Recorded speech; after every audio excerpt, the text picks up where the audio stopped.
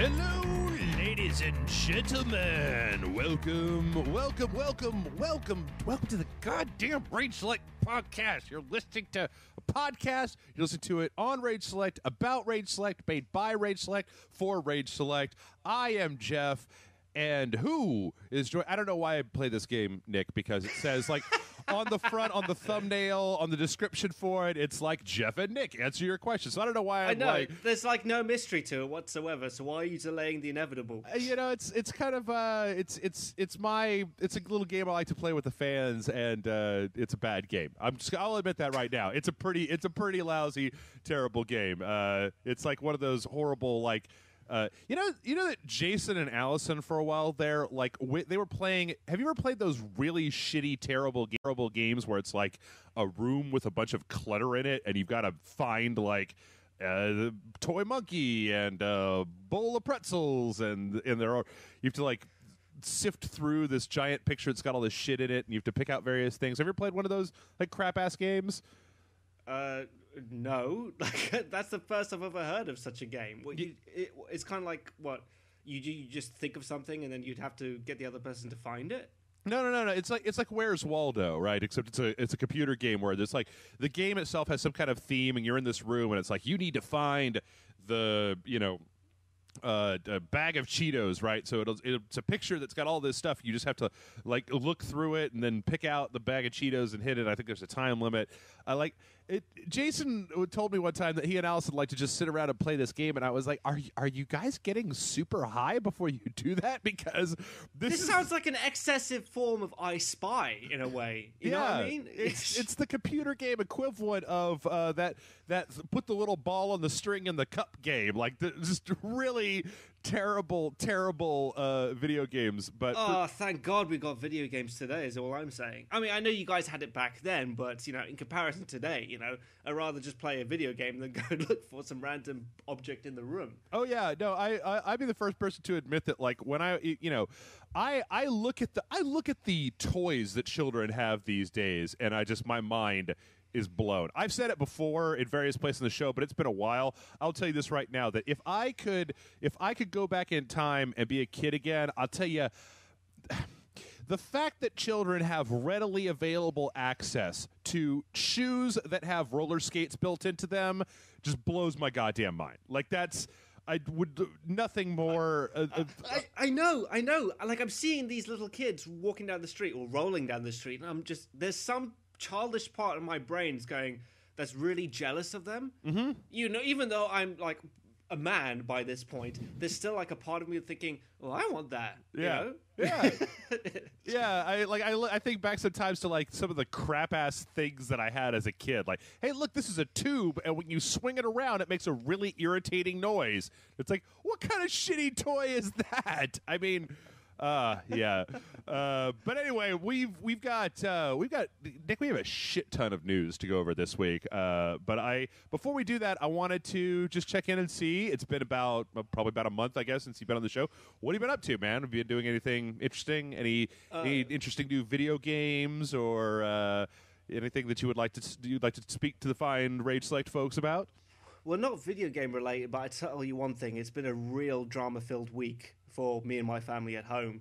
Uh-oh. Yeah, good drama? Like, bad drama? Bad drama, but it worked out all right in the end. Like my brother was in the Himalayas. Okay. Do you remember the earthquake that happened in Nepal?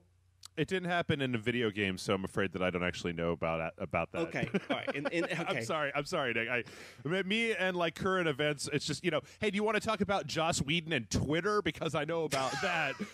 But yeah, some world news doesn't exactly filter it out. But there was an earthquake in Nepal. Yeah. In Kathmandu, there was like this massive earthquake that happened, and my brother was on his gap year. That's like a kind of a holiday thing that a lot of British students take after they finish their sixth form college or high school, I guess you would call it. Uh-huh. And he was climbing up to Everest Base Camp at the time. And there was a massive, massive earthquake that happened where it was like 7.9 on the Richter scale. God. And yeah, it was really, really bad. And when it happened, like there was a huge avalanche that hit base camp. So like my family and I were like glued to the TV screens and trying to call him, and there was no answer. So we were like really scared. But fortunately, he managed to like climb down like away from base camp, like about 5 hours or something before the avalanche hit. So he had to leg it down when all the aftershocks were going on. Okay. But like he just got back home the other day, so it was all fine. But he did tell me like a really funny story. So wait, like, hold on. Before you tell this story, I have to say that you like that. Okay, so while you were telling that story, I went onto Google and I typed "earthquake in Nepal," and like the third thing down on my Google search was Nepal earthquake. British gap year student confirmed dead, and I was just like, "Oh God, Nick, this is going to be the most terrible story ever." Like, why would I admit that on a fucking podcast if that was my brother? Yeah, I don't even know why you would be on the motherfucking podcast. I'd be like, "Stop this shit! I'll go record with Kevin or something." Like, fuck, man. Jesus. All right. There was a point. There was a point where we were trying to get hold of him, and we were like thinking, like, should we get in contact with the news? Just to see if we can get someone from the British Embassy to find out what happened to my brother. Okay. But the thing is, the last photograph he sent of us was him doing this really gay pose against the Everest Base Camp, rock. Okay. Like in a really feminine sort of way. So I thought it'd be quite funny if we just did like a really straight sort of interview. We're talking about like how we were really missing him and stuff. And he have the photograph being posted up on the news. Oh, just like super goofy photograph at the time. Yeah. Him just like lying with his like head slightly tilted on his hand, looking really sheepishly at the camera, But the thing he told me when he got back was when they reached the bottom of the mountain, that they were all just like panting, and he was like with a bunch of Americans, Canadians, Brits, Australians, the works, and a bunch of American soldiers just like burst into the bar or whatever, and they just come up to the group and say, "Are you American?" to my brother, and he's like, "No." "Is there anyone American here?" And a few of them go like, "Yeah, we're American. We've got orders to get you right back home. We're taking you back home." And my brother's like, wait, what about us? He's like, your government will sort you out later. And he's like, are you fucking kidding me? Like, the Americans get to go home and we're still stuck out here? It's like, oh, thanks a lot, man. It's good to see that my country is keeping up our insane sociopathic foreign policy. Just like, hey, who's on our team in here? You guys? All right, you guys come with us. You guys? Fuck you guys. You stay here. We don't give a shit. Like this poor 18-year-old kid is just like looking up at this like macho guy. He's like, aren't you going to look after us? I was like, sorry, we nothing to do with you whatsoever. You're born in the wrong country, mate, okay? We take care of our own. Your government has to sort you out. Oh, good God. Oh. But it's nice to hear like this very tertiary story about how crappy Americans are, because I got to tell you, recently, Nick, it's been a pretty good year so far about crappy shit that America's been doing, at least to each other or to other people or whatnot. So it's nice to have you guys have got your shit together when emergencies happen. So I got to take my hat off to you. Like almost immediately, once like the earthquake happened, like immediately you airlifted people to safety, and so way quicker than my government ever did. So wait, what? Well done. Wait, are you a foreigner saying good things about America? Come on, man, this is crazy. I know. What kind of podcast are we running here?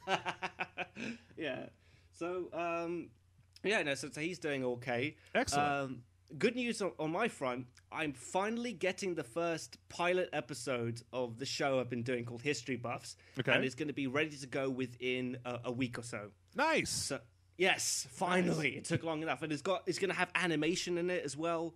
It's going to be really in depth, and hopefully I'll be getting to do it on a bi-monthly basis. So like once every 2 weeks, I'll be able to upload a new episode. So I'll let you know what the name of the YouTube channel is and all. But that's what I've been doing mostly recently. Cool. Yeah, you'll have to let us know so we could share it out. I mean, I know that's something you've been working on for quite a while. Can you give us a sneak preview, just a tidbit, a little teaser? What's it about?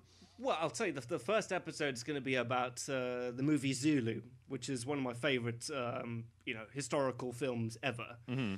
And have you ever seen that? The one with Michael Caine, made in 1964? No, I have not. I think I've seen the cover. I think I can imagine the cover art for it, but I don't think I've actually ever seen it. Okay, well, the premise of the show is that I'm going to be reviewing historical films, and I'll be discussing. I'll be reviewing the film itself, but also discussing what actually happened behind the film. So whenever you watch like a historical movie and you're thinking, did that really fucking happen? I'll be pointing out if it did or did not happen. So. Excuse me, I'm sorry, my throat's real messed up today, so I might be a little hoarse. But it seems like with that, like you could just make a web page that just says the word "no" on it. Like, is this what actually happened? No. It's like for 90%, 99% of most war movies or most historical dramas that I've seen, usually, because the first thing that I do when I get done watching a historical or anything based on actual fact is go to Wikipedia and immediately just look up, like, what did you guys do wrong here most of the time. To me, a lot of times when you see this stuff, it's inexplicable as to why things have been changed in a really, like, schmaltzy kind of way when you're like, this shit that actually happened was like legitimately fascinating, and the fact that you felt the need to jazz it up. I will never ever forgive Enemy at the Gates about making this dumb love story in the middle of this incredibly fascinating event in human history that's got so many like real dramatic things that actually happen that you didn't need to gin up some kind of dumbass Hollywood love story in order to make it like, we're done focus testing in the box It's that office. Pearl Harbor effect. Yeah. You know what I mean? Or Titanic effect. Yeah. Like Pearl Harbor had to include some bullshit love story in it. The same thing with Enemy at the Gates. I mean, to be perfectly honest... And Armageddon, too, Nick. I mean, when we went to go blow up that giant asteroid, that whole love story was just concocted for the film. That didn't actually happen. The oil miners... there was a fucking love scene with the, like, he's putting, like, those little cookies or something of animal shapes, like, on her belly and stuff like that. I'm like, what the fuck is going on here? I just wanted to see some asteroids smash into Earth. Yeah. But as far as Enemy of the Gates go, I think it's okay. But I got to say, The Patriot, that's one of the films I'm going to review. That is a fucking abysmal film. The way, like... There's a scene where Mel Gibson has, like, some black people working at his farm, and they say that they're working there not as slaves, but as free men. Mm-hmm. And that just pissed me off to no end. Especially since the real guy actually had slaves. So, I think by the time The Patriot came out that I'd kind of given up on Mel. I mean, that was before he went just completely berserk, but you were kind of starting to get there, and I was just like, I don't care. I just don't care. I know. Just go make another Mad Max film. That's all we want, mate. Dude, I heard, oh man, it's not out yet, but I heard that new Mad Max is good. I can't wait. The trailers look so good. Yeah. My friend the friend of mine who actually does a lot of the screenings here for the local film press here in Austin, he got to see it, and he posted, he was like, I liked it better than Age of Ultron. And I was that like, High? Was it High? Yeah, is your mate High? Mm-hmm. Yeah. Yeah. Okay. So, I trust his opinion then. Yeah. But he said that he liked it better than Age of Ultron, and I was like, yeah, it's funny. I liked Age of Ultron quite a bit, but I'm starting to think that it might be like I've heard that there was a huge amount cut out of the movie, and I kind of want to see a director's cut of it. Have you seen it yet? Have you seen Age of Ultron yet? Yeah, I did. I mean, it didn't impress me as much as the first Avengers did, but I was wondering if it was because I was biased, because the first Avengers just blew me away. And, I mean, it was fun. Don't get me wrong, it was a fun movie, but it wasn't, it wasn't incredible. Yeah, I've talked about this at length with a number of different people, but that's kind of how I felt when I came out of it. Like, I really enjoyed watching it, and I watched it a second time. Like, I don't ever go to the goddamn movie theater, but I actually watched it for a second time, and I enjoyed it, and I thought it was good. It didn't exactly, zing me. I didn't have as much of an emotional reaction as I did when I saw, say, Guardians of the Galaxy or even Winter Soldier or the first Avengers.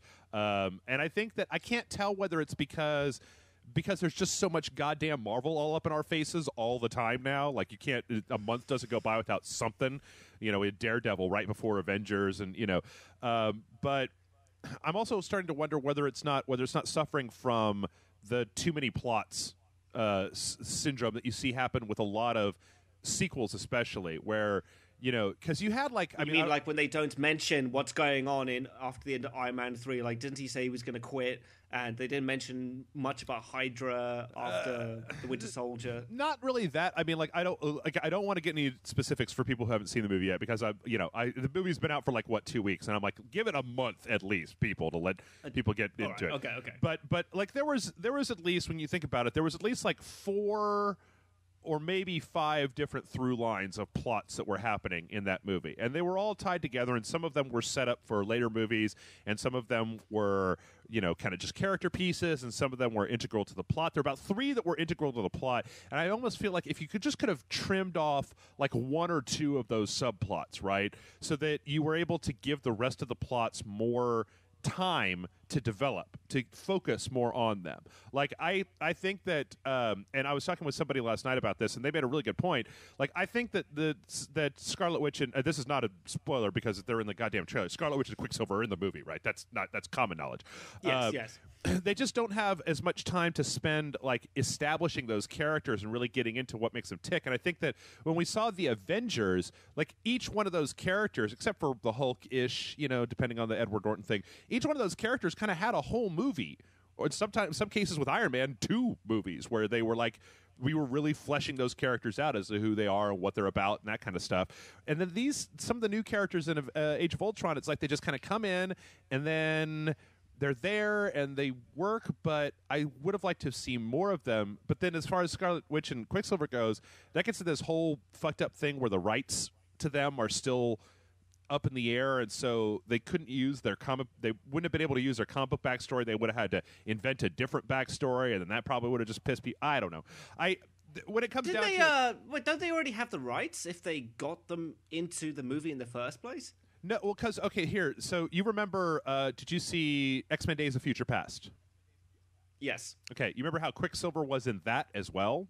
Yes, I do. Okay, well, for people who don't read the comics, I'm a spoiler alert here, Scarlet Witch and Quicksilver are mutants, right? But I believe it's Fox still owns the rights to the X-Men franchise, but Scarlet Witch and Quicksilver were also Avengers.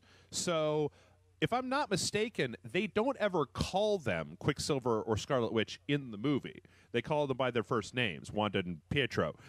But they're mutants, but they can't call them mutants because mutants are the X-Men franchise, and those rights are owned by, I'm pretty sure it's Fox, if I'm not mistaken, who are still making, like, they're making Age of Apocalypse to, like, they're keeping that franchise going. Like, they love their Wolverine, they love their, they love making those movies. They're not going to let the rights lapse on them. So, 20th Century Fox. Okay, 20th Century Fox, maybe? Okay, I don't know. Yeah.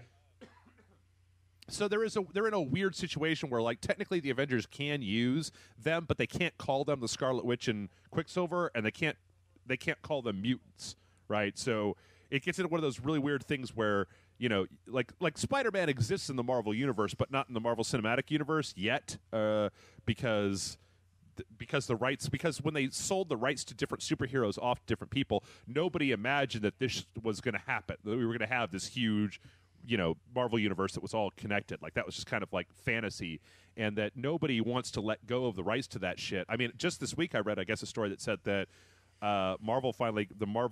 Disney and Marvel finally got the film rights back to Ghost Rider, Blade, and the Punisher. Because there was some talk that I think they want to cast Tom Hardy in a new Punisher movie as the Punisher, which I'm like, great. Wait, are you saying they're going to do another Blade movie? They might. I mean, they got the thing is that all of those characters exist in the same universe, and for the people, for Kevin Feige and them running the Marvel stuff, like, the more people that are there, the better. Like, maybe they won't make a Blade movie, but like the Daredevil Netflix show did really well, so maybe they'll make a Netflix show that's Blade. They already tried to do a Blade TV show, and that didn't pan out very well. I don't know if you ever watched it, but it was pretty shit. No, I enjoy the movies. I think they're kind of terrible, but I really enjoy them. Wait, what? What are you talking about? They're fucking... Maybe not Blade 3. Okay, I'll give you that. That's shit. But Blade 1 and 2 are so cool. For the longest time, he was my favorite superhero. Oh, no, I mean, again, I don't want people to think that I like those movies. It's just that they're not exactly subtle, right? In the characterization, like Blade is not exactly a tortured, deep character. He's not a subtle character at all. In fact, there's nothing subtle about Wesley Snipes in general. You know, he just does his kung fu action shit. I mean, by all standards, he's a B movie action star. Yeah. If you look at his track record, but somehow he struck it big with the Blade series, and he's just perfect. I can't think of a single other black actor who could play Blade as well as Wesley Snipes did.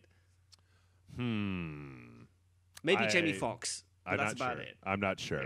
Yeah. But yeah, I don't know. It's all weird, messed up, and we're gonna finish this out, get to the news shortly because, like I said, we got a lot to deal with. But like, I just recently saw Kingsman. Right? Did you see that when it was in the theaters? No, everyone's bugging me to go watch that. It was really good. It was really enjoyable, and it was a very kind of, I mean, like, I know that it's so much easier to do an origin story movie than it is to continue that, because you at that point, I don't think anybody really has the formula for how to make the sequel to your great origin story. But like, Kingsman had a beginning, a middle, an end, clear protagonist, some nice plot twists, some nice set pieces. It was exciting. It wasn't super long, and I just had a blast watching it. And while I really enjoyed Avengers, I wasn't blasted. I guess that's what I'm trying to say. Like, some movies, you go to see them and you come out and you're just like in a haze. You're just like, oh my God, that was the fucking best. And this one I watched out, I was like, yeah, that was a good movie. I liked it, but it wasn't just like, like I didn't want to fight the movie theater to stay in my seat and watch it a second time, right? I was like, all right, no, that works. I was more blasted by It Follows. For me, like, that blew me away. I watched that 3 times in the cinema. I haven't seen that yet. I really hope. I mean, everybody that I know is talking that movie up, so I really hope that it lives up to the hype. But yeah, you gotta go see it. If you're a fan of John Carpenter style movies, then this is the movie for you. Mm-hmm. Okay, well, it's on my list. I really want to see Ex Machina. That one's really got me interested, and I've been very good about trying to stay the hell away from any description about what that movie is actually about. Like, I've been actively avoiding it. I started listening to a review of it, and the review started, and they were just like, "Here's what the movie's about," and I was like, "Well, nope. I don't want to know. I don't want to know." But I tell you what, enough of this jabber John about movies. This isn't a movie show. This isn't a movie podcast, Nick. This is a video game podcast. All right, let's crack on with the video games then. All right. So we have, like I said, we got a ton of shit to talk about this week. And the first, excuse me, folks, I got to quit smoking. Yeah, it's getting bad. I don't know if I just smoked too much over the last week or something, but my voice is just kind of wrecked today. But the first story that we have is Disney Infinity 3.0 was just revealed. Now, have you ever played, probably not, Nick, but have you ever played a Disney Infinity game? No, what the fuck is that? Do you know what Skylanders are? No. Okay, so there's a whole, and this is good because it means there's some people out there that don't actually have any idea about this. So, all this stuff started with Skylanders, and Skylanders was basically a game where you bought the video game, and then you bought this portal. It was like a little plastic circle, and then you would buy these little figures, these little character figures, and you would put the character figure on the circle, and they would appear inside of your game, and you could play them. You could level them up, and that level would get written to the character, so you could take your little character over to your friend's house, you put it on his portal, you can play the game. Fun games, just enormously profitable, because the game itself is usually $60 to $70 with the game and then a couple figures in the portal, right? But then they sell these action figures, they're non-posable, just little statues, right, for anywhere between $3 and $10 a piece, and there's little boosters and bonuses and things that you can buy, and it's just been a goddamn gold mine. So I can imagine. This sounds like a Pokemon or Tamagotchi or something, the way they're marketing it. Yep. Well, I think it was a year and a half ago, Disney put out Disney Infinity, and this is basically that same thing, but instead of Skylanders, which were their own little universe, right, it was Disney. and it was Disney characters and Disney play sets where you can put them in there and you can play them, and then you could swap them out. They had a thing called Toy Box Mode where you could go in and you could build your own levels and you could share them online, download other people's. Really? So it's going to have Marvel and Star Wars in it, right? Right. Disney Infinity 2.0 that came out, I think, last year was Marvel. That one had all the Marvel stuff. As close as we've ever had to an Avengers game. I thought it was really fantastic. A little pricey, depending on how into it you are, but whatever. But they just announced 3.0, which is going to be Star Wars. So this is, let's see. I'm actually looking at the announcement on their page, and here's the rundown. There's going to be 3. So each when they make these things, each one of them is broken out into a play set. And so, like in the Marvel one, you had like a Guardians of the Galaxy play set that you played with the Guardians characters, and it was nowhere, and it was all these missions in there. So there's going to be 3 Star Wars play sets. You're going to have Twilight of the Republic, which is an all new original chapter set in the episode 1 through 3 timeline. You're going to have. And then the second one is Rise Against the Empire, which is going to be during the Luke Skywalker, Princess Leia, Han Solo, during the original trilogy. The original movies, yeah. Right. And then there's going to be a third one that's going to come later on this winter that's going to be based on The Force Awakens, the new movie. They're also going to be adding in Tron characters, Sam Flynn and Korra, as physical figures. They're going to be adding in a whole bunch of new stuff based on the upcoming Pixar movie Inside Out, featuring all 5 of the emotions. And they're going to be adding Mickey, Minnie, Mulan, and Olaf from Frozen. And as always, then there are also in the Marvel stuff, they're going to be announcing Hulkbuster and Ultron. And there's going to be a starter set that comes with Anakin Skywalker and what's her name? Padme? No, Ahsoka Tano, his Padawan from the Clone Wars TV show, which kind of sucks that's the, like, if you're not into the prequels, like I'm not into the prequels, I'm like, I'd really rather buy Disney Infinity 3.0 with goddamn Darth Vader and Luke Skywalker or Han Solo I thought that shit wasn't canon anymore. Like, when they're making the new Star Wars movies, they just declared that everything apart from the prequels wasn't canon. No, I believe the Clone Wars TV show is still considered canon because it was produced, like, I think Clone Wars, Rebels, and then the movies, and I think there was like one other thing that might have been considered canon. But I think the Clone Wars TV show is still considered canon. But okay. But yeah, this shit is a license to print money. Like, a lot of times I feel like people, especially people like us who don't tend to play games like this, a lot of times tend to forget that, like, seriously, it's a goddamn, it's just, children, it's like crack cocaine for children. You're like, yeah, here's a set, and here's a bunch of Marvel figurines, and every one of these little Marvel figures are like $8 a pop, and there's like 25 of them and a bunch of play sets. And you goddamn right your kid's going to ask for all of them for $500 worth of plastic Marvel shit, especially because Marvel and Disney won't get off their ass and make any, like, Avengers video games. You know what? They're getting more bang for their buck. I mean, remember when you were a kid and you were asking for, like, the same amount of money, but it would be for, like, a huge Lego Millennium Falcon or something. Mm-hmm. That you were going to get bored with straight after you finished building it, and you would never touch it again. No, yeah, I agree. I guess this kind of goes back to what we were talking about before about you goddamn kids with your good-ass toys that I didn't have when I was a kid. Yeah. But I don't know. I mean, I'll be honest. Like, I played Disney Infinity 2.0, and I can't remember if that was before we stopped doing reviews, whether I actually did no, I think we did a review for it. But, if you're into that stuff, it's fun. It's not an especially deep game, but it's got some depth to it. And if you're a fan of the Marvel Universe, like I said, it's about the only game in town. Hell, what was the last Star Wars video game that came out? What was that I played or came out? Came out. Let's see. I've completely forgot. Well, I'm pretty lame. The last one I came out was Star Wars Battlefront 2.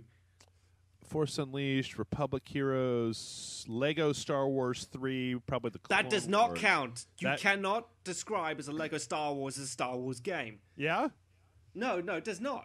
Well then, fuck, man. Star Wars Republic Heroes back in 2009? Yeah, there we go. Jesus. I mean, like, I know that there have been a lot of shitty-ass Star Wars games out over the years, but, like, Jesus, guys, it's still a profitable franchise. You can still throw it on the front of anything. And, I mean, we've got Star Wars Battlefront 3 that's coming soon, but, like, I didn't realize it had been that long since there was a non-Lego Star Wars game out there. I guess it makes sense. I mean, I've been doing... Oh, okay. Wait, Angry Birds Star Wars? Does that count, Nick? No, it does not. Shut up. Okay. All right. No. Okay, wait. Star Wars The Old Republic, that was 2011. This is a bad link. This is a bad Wikipedia page. Let me see if I can find a better list. List of Star Wars games. Generally, the Star Wars games have been very good. I mean, I don't know if you ever pplayed Jedi Outcast or Jedi Academy. I had a blast with them. Yeah, but I mean that's like way back in the way back. There's a bunch of pinball platforms. I'm looking for stuff from 2013. Lego Star Wars Yoda Chronicles, Star Wars Pinball, anything in 2014. Heroes of the Force, Star Wars Pinball, Star Wars Attack Squadron that was canceled. Star Wars Assault Team, that's a mobile game, and yeah, boy, 2000. There was another Star Wars game that was cancelled as well. It was like everyone was really excited about it. Star Wars 1313. That's it. Yeah. Mm-hmm. You know what I think? Oh my God! You know what I think? The last Star Wars game that was released, Nick, that was not Angry Birds, Lego, or like a phone game. Yeah. Was Connect Star Wars in 2012. Are you fucking kidding me? With the dancing and the shit. I'm pretty sure that was the last one that I could find. Didn't you and Jason review that? Oh, yeah. Yeah, no. Oh, my God. I remember that. Yeah, I made it play it. I mean, outside of that, like, there's... Knights. I mean, there was some Knights of the Old Republic like re-release stuff. I think that was the last game. Anyway, but yeah, that is atrocious. That I can't believe it. I think that the crew that makes the Infinity games, they know what they're doing. I'm looking forward to play some. I might actually I gave away all of my Disney Infinity 2.0 stuff to Aaron on the website because he has a child, and I'm like, here, take this like $175 worth of plastic and give it to your child. Let it have a home that is not just moldering here in the Rage Select studio on the wall. But this, I could kind of get down with having some Star Wars stuff around. So, well, as if Star Wars wasn't enough of a blast from the past, there was also the announcement last week that Tony Hawk Pro Skater 5 is a thing. It is coming, and there it is. I think there have been some questions there for a while. There's been some rumblings from Tony Hawk about a new Pro Skater game and whether that's whether that was going to be like a mobile game or if it was going to be a full-on title. But nope, they're bringing Tony Hawk Pro Skater back. Are you excited, Nick? This is almost like, I don't know, 12 years too late. I mean, I would have been excited when I was, 15 years old. But I'll be honest with you, I'm way too old to be excited about Tony Hawk. Really? Well, I mean, there's new people who are 15, right? Maybe they're excited about Tony Hawk. Hey, they're probably thinking, who the fuck is Tony Hawk in the first place? He was a big deal back in the early 2000s and 90s. Yeah. I don't know. I mean, I could say that in the last couple of years, they released like those HD versions of like Tony Hawk Pro Skater like 1 and 2 that were fun. I just don't know. I mean, as a kid, I just didn't play enough Tony Hawk Pro Skater to really, really super get into it. It's funny. I'm looking at these screenshots on Game Informer, and there's one that's like it's like an action shot of Tony Hawk himself like doing some kind of trick, and he's like up in the air. He's holding on his skateboard. His face is just completely. It's like a Zen monk. There's no expression whatsoever on his face. It's just this, like just. I remember playing that just to get Spider-Man. Like I remember that they were doing some sort of deal with the PlayStation 1 Spider-Man game, and that was the big unlock that you could play Spider-Man and do some cool tricks with it. Yeah, I don't know if it looks like this setup is going to be Pro Skater 5. Return to the classic gameplay of the series. Are you sure it's called Pro Skater 5? Because I'm looking at an image now and it says for the PlayStation 2. That's what it says. Let's see. Tony Hawk. Let me just type it in here. Tony Hawk Pro Skater 5. Yeah, Tony Hawk Pro Skater 5 first screenshots look like old school Mortal Kombat. It says Techno Buffalo. Okay. Maybe Google thing is nice. Okay, never mind. When you go to Google image search, it brings up just a bunch of old Tony Hawk Pro Skater. But I mean, I tell you what, like I look at these screenshots and they're all right and everything, but they aren't. They're not exactly blowing me away. Like they're not exactly. we've seen what good shit looks like on the current consoles, and this looks like like I said, it looks okay. It's also interesting. I feel like if they were going to keep doing Tony Hawk, like I really like the Tony Hawk Underground series because you could walk around the world and it was kind of open world, and I think that if they were going to do that, that would be a better one, at least for my money, to bring back than just the time limited, like, do these things in this park to get points to unlock the next park. Because that gets, at a certain point that starts to just get a little bit boring. And I always liked the insanity of Tony Hawk Pro Skater when it went to the Underground series, of being able to, like, grind on top of, like, electric wires and then, like, jump, hugely far down and land a manual or something like that, as opposed to the Skate franchise, which was much more realistic. So I don't know. A lot more boring. Yeah. Oh, I think any Underground series is always more fun. I mean, like the same thing with the Need for Speed games. Like, I could never stand the traditional Need for Speed games where you were just on a racetrack, but you make it illegal street racing. It automatically makes it cooler. Yeah. Yeah, no, I agree. I don't know. It'd be interesting to see. I mean, like I said, there's very little information right now, or just basically announced. Like, there's some PlayStation 4, Xbox One, or probably PC at some point. It's fine. I'd like to see some more. Like, I don't want to sit here and just be like, yeah, they announced new Tony Hawk, Nick. It's gonna be garbage and fuck it and whatever. Because who knows? It may be just fine. I don't know. Next up, last week we also had another announcement where Oculus finally announced that the full-on, like, retail release of their headset is going to be in the first quarter of 2016. So they're finalizing the hardware now. They put up some mock-ups of what the unit's going to look like. It looks like it's a lot slicker looking than what I've got here. It's got the built-in headphones that we're talking about. It looks like they've done some stuff to the adjustment of the lenses. It looks like that's on the bottom now, which is great. Looks like they put the strap over the top. That looks great. So yeah, I'm excited. Yep. What about people with glasses? Because I remember when I was at RTX with you guys, and that was a big issue for me. Kind of depends. See, I'm nearsighted, and I don't have any problem. I just take my glasses off and then play. If you're farsighted, if you can't see up close, that's going to probably be an issue. Like, you're probably either going to need to wear contacts. I mean, technically speaking, like when you look through the lenses, like, they have lenses that you can take the lenses that are in there out, and you can put in lenses that are shallower, that are made to, like, do less distortion, so you can actually wear your glasses inside of the unit. But I haven't even tried it because I don't want to take the lenses out of my unit. I think that if you're nearsighted, if you can see stuff near, then it's not a problem, right? Because the depth of field that you're seeing far off into the distance when you look through the unit is fake, right? There isn't actually a thing far away. It's just tricking your eyes to make it look far away. So that's not a problem. I think if you have a hard time seeing things up close, then you're probably going to have a lot more difficulty seeing through it. I'm sure it's something that they're working on. I mean, I don't know. I don't know the answer. Considering who their market is, geeks, and considering how many geeks out there wear glasses, that's a big chunk of money that they're going to be missing out on. Yeah, no, I agree.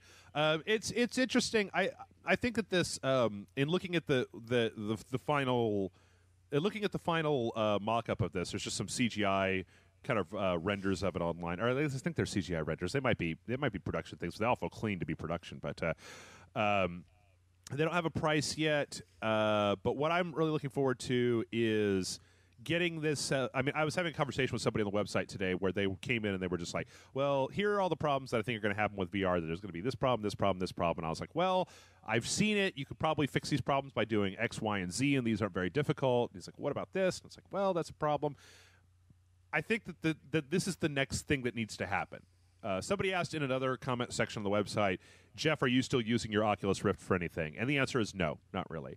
Mostly because it seems like a lot of the people that are doing development of games for the Oculus Rift are probably waiting for this or the Valve HTC headset to hit the market. Because if you're programming for one of these dev kits right now, like the difference between the Oculus DK1 and the Oculus DK2 and then Crystal Cove, the third development kit, is pretty massive because they're iterating, they're making changes to it. So if you were to program a game and optimize it for the DK2, the Oculus Rift DK2, that game could be garbage on the DK3, and it could be even worse on the full release. So I feel like we're the next thing that needs to happen, and probably next year, is some of these things need to start coming out, because once there's a stable hardware set, once a developer knows this is what it is, this is the refresh rate, this is what it can support, then they can start making some actual decisions about what they can do with it,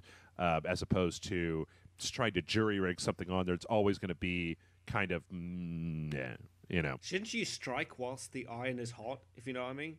Like, it's best to, like, release the games at the same time as the Oculus Rift is coming out. Well, rather than waiting later to see how it does. Well, I don't see that's the problem that you're getting into right now. It's one of the reasons that I was trying to talk. I wanted to say to a lot of the people. I know there's a lot of people on the website that don't like it when I talk about VR. I know there's a lot of people who don't think that VR is going to be a thing at all. It's going to remain a super niche thing, and that's fine if it does. But all I'm trying to say is that I feel like this is about as good a shot as VR has ever had. We've got 4 different companies between Microsoft, Sony, Valve, and Oculus. We've got 4 different companies making headsets, and the HoloLens on the Microsoft side is slightly different, augmented reality. But we've got at least 3 different companies making full-on headsets. We've got a bunch of developers, a bunch of development kits. Both the new Unreal and the new Unity engines both already have support for VR there. This is about as good a time as ever that this stuff could happen. Now, in answer to your question, I think that developers aren't going to want to.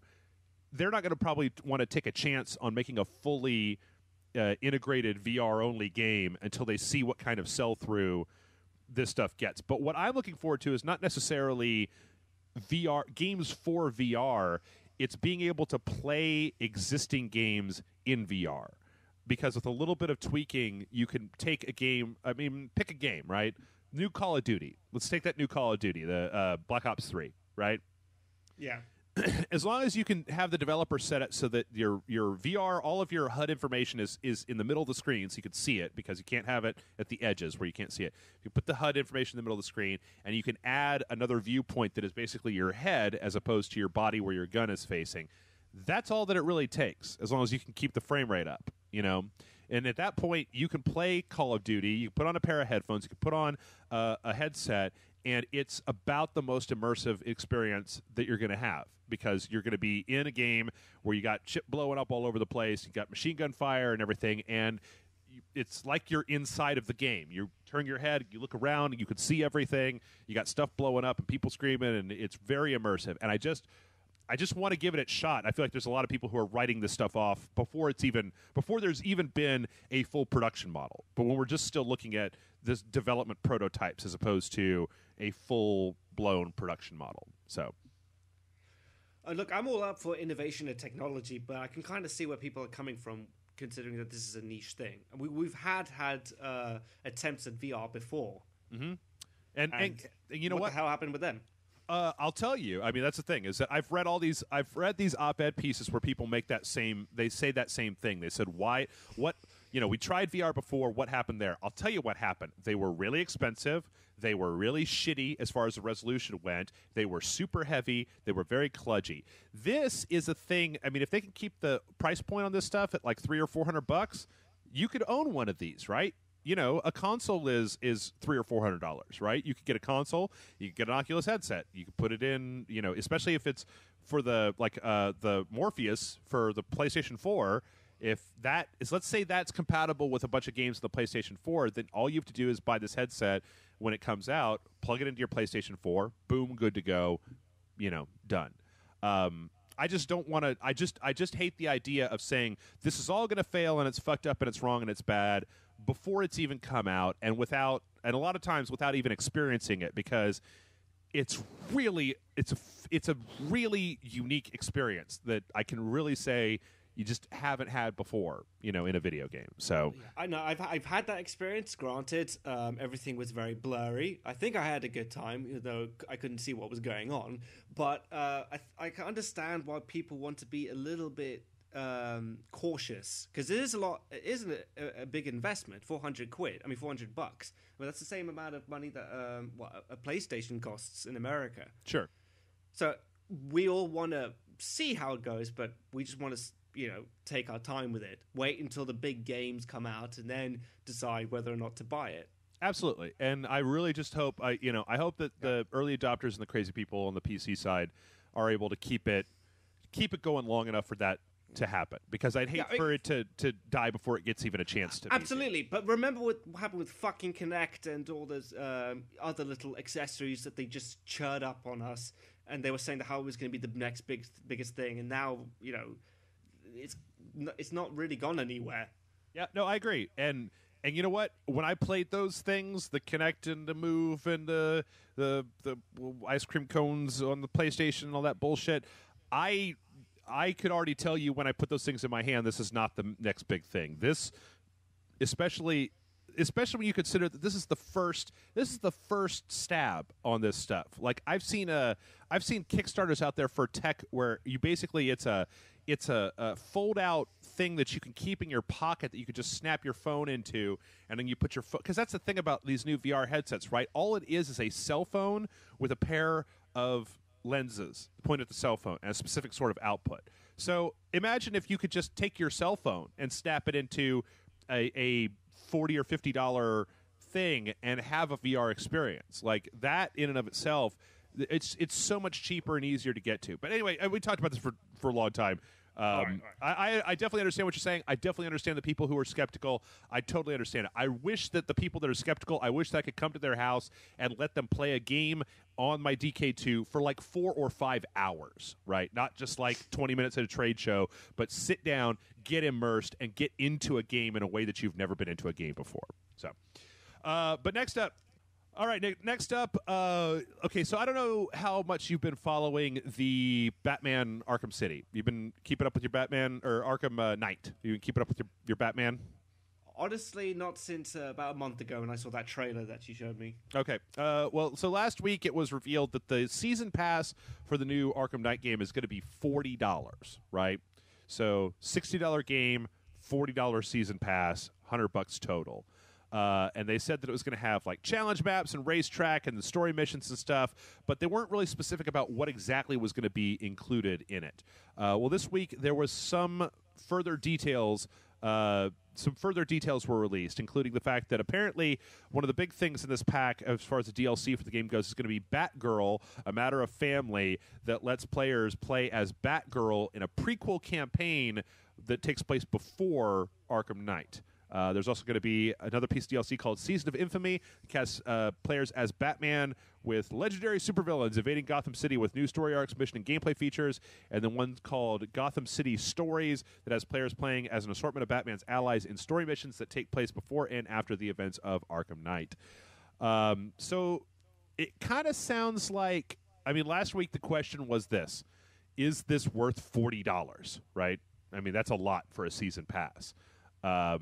Is it possible to buy individual parts of this DLC? Like, if I just wanted to play Batgirl and the other characters? Probably. There's the only thing is, I mean, a lot of times the way that they'll price that stuff is they'll make it like $10 or $15 per piece of DLC, and then there's like 5 pieces of DLC, so you're saving $5 or $10 by buying a season pass instead. I don't know. This is some sneaky shit, man, because like people will pay for Batman. I know people who will pay whatever it takes for whatever they're offering for goddamn Batman. Like they're suckers for Batman. So like, could they have gotten away with this if they'd have put this DLC on, I don't know, Wolfenstein or Dying Light or something like that? Probably not, right? I can't have a go at this too much, considering like when the Mass Effect 3 DLC came out, I was like, fuck off. You know, they didn't include it in the real game. Did I buy it? Of course I did. Yeah. You know, because I'm that much of a Mass Effect junkie. Yep. You know, I may have hated myself after it, but I will buy every single story DLC that comes out for it. Yep. No, it's exactly, I tell you what I said last week, I don't like the idea of the season passes being upped from, because they're generally tend to be around $30. I don't like the idea of them going from $30 to $40. We'll probably get it for this because that sounds like a shit ton of bonus content, and I feel like at this point, again, this is just reiterating something I've said over and over again. At this point, unless gamers make a concerted effort to not buy this shit, they're gonna keep selling it. They're going to keep marking up the price for it. They're going to keep pulling story content out of the game and spinning it off into DLC because it's profitable, man. And you know, it is a bit cheeky. I mean, like $40, that's almost the price of an entire game. It is the price. Dude, go on Steam. There's plenty of indie games that are $20 or less. You could get 2 or 3, 4 games on indie games on Steam. I mean, they may be garbage, but you could still get. Wolfenstein: The New Order came out this week, right? The standalone DLC for Wolfenstein, or Wolfenstein: The Old Blood came out this week. It's $20, right? That's standalone DLC. It's about 7, 8 hours long. It's a great little package. That's $20. That's half the price of the season pass of this. But at this point, we're all buying it. If we're into a franchise, we're all buying it. If they want a $40 season pass for Dark Souls DLC, I'm gonna pay it. I mean, you know, and I don't know. Like, I don't know. Maybe like, shut up and take my money. Because I'm that much of a hardcore fan. You know what? You know what it is, Nick, is that if I wasn't, I'll be honest with you. If I wasn't running this show, I'd probably try to take a moral stand against it, right? Like, I got to play this shit. I got to play it when it comes out. I got to buy it when it comes out. I can't afford to wait. It's just the nature of the beast, right? But if I was just, if I was just me and I just had a job, right, and I was just doing this on the weekends for fun or something like that, I would probably wait. I'd probably buy this. I'd probably buy Arkham Knight when it came out for $60, and then I'd wait for some weekend sale when they put all the DLC on sale for $10, and then buy it then, or wait for a Game of the Year edition. That's generally the smart thing to do, I'd say. But like, you have to. Isn't this going to be the last Arkham game coming out? Yes, it is. Okay, that could be another reason why people will be shelling out their money to go grab it. Well, no. I'm sorry. This is probably not the last Batman or Arkham game. It's the last game that Rocksteady is making. So this is Rocksteady's final Arkham game. We already saw with Arkham Origins that Warner Brothers will keep rolling the Batman franchise. Nobody's going to stop making Batman games at this point, Nick. All right, like I don't know why they stopped making Star Wars games, but they are not going to stop making Batman games at this point. But yeah, I don't know. I don't like I don't like them creeping that price up, because you know what? That shit used to be $20, and then it was $25, and then it was $30, and now it's $40, and it's just like, I don't want to live in a world where games cost $75 and the DLC cost $80 on top of that. But fuck, if we all keep buying it, that's just what's going to happen. Speaking of things that we are all buying, whether it's a good idea or we want to or not, apparently those darn amiibos are back in the news again. Have you and I ever talked about the amiibos? What's an amiibo? It's the okay. So like I was talking about with Skylanders, and with this is a very toy centric episode, but with the Star Wars or Disney Infinity and Skylanders. Nintendo makes a version of these called amiibos, and they are these little plastic figures of Nintendo characters that you can put onto your Wii U, and like I see them in game shops. Right, you can put them into Smash Brothers, and you can program them, and they have a little RFID chip that you can program stuff onto. Well, they've had nothing but problems with these things here in the U.S. because they sell out like crazy, and they keep making these deals where, like, Walmart has a specific lock on a specific one. So it'll be like this isn't true, but it'll be like Donkey Kong is only available at Walmart. And then Walmart will put Donkey Kong on sale at like 7 p.m. on their website, and they'll be sold out in 2 hours, right? And there's just no more Donkey Kong for anybody else because they've all been sold. Well, Nintendo said that they are trying to kind of catch up with the demand. It sounds like they got really caught off guard, and they did not expect this shit to be as popular as it was, because they're saying that they're trying to meet the increasing demands. Let's see. We're trying to meet the demands of our fans and consumers by increasing the amount of amiibo we manufacture and ship to retail. We may continue to see consumer demand outpace supply levels for certain characters at times, but we will do our best to preserve that from happening. They're also saying that they're going to try re-releasing certain amiibos, which is good because, like, goddamn Nintendo needs to, if Nintendo has something that everybody wants to buy and they want to buy the shit out of it, god damn Nintendo, like, get on that. Like, it sounds like you were saying Nintendo's trying to figure out the demands of its fans. Like, we didn't even think anything of it. This is just some shit we just put out there, and you just sold out in 2 hours. Actually, I think that's exactly what happened. Like, when I look at the way that this happened, because the thing is that they, like, in the United States, they put out a Yoshi amiibo, and it sold out in like 2 hours. I think it was one of those specific like ones to a retailer, but it was sold out within like a day, right? And then on Easter, I think that Nintendo tweeted a thing. It was a picture of one of these Yoshi amiibos standing behind a tree, and it's like, look what I found looking for eggs on Easter. Get your Yoshi amiibos at the store today. And they got so much shit on Twitter because people were like, where, motherfuckers? They are sold out everywhere. Nobody has any left. Don't be a dick and get on Twitter and be like, go buy one of these. It's like, there are none. There are literally none left to buy. So yeah, it's good that they're doing that because fuck Nintendo. If people want this shit, give people the shit that they want. Also, another Nintendo story that came up. Speaking of Nintendo, Nintendo is said that they are planning to release 5. They just recently made this deal with this company called DENA to make some smartphone games, and they said they want to release 5 smartphone games by April of 2017. Now they said that sounds like like you hear that number and it's just like, wait a minute, what year is it? That's like 2 years from now. You're gonna release 5 smartphone games in 2 years? Ooh, slow down, Nintendo. Don't don't give us too much. Like we can't handle that. But in an interview, Iwata basically said that he said, "You may think that it is a small number, but when we aim to make each title a hit, and because we want to thoroughly operate every one of them for a significant amount of time after the release, this is not a small number at all and should demonstrate our serious commitment to our smart device business." So it sounds like they're trying to make some like quality games, and I like this a lot because it also seems like they're working on some kind of connectivity between the different devices where it's like you could play a game on your phone and then like get your save on your Wii U or on your 3DS or something like that, which is great because Nintendo's been pretty bad about that stuff up until now. I don't know. Well, that's a pretty tall promise, is all I'm thinking. What? The 5? Well, the fact, how long it's going to take for them to release these games.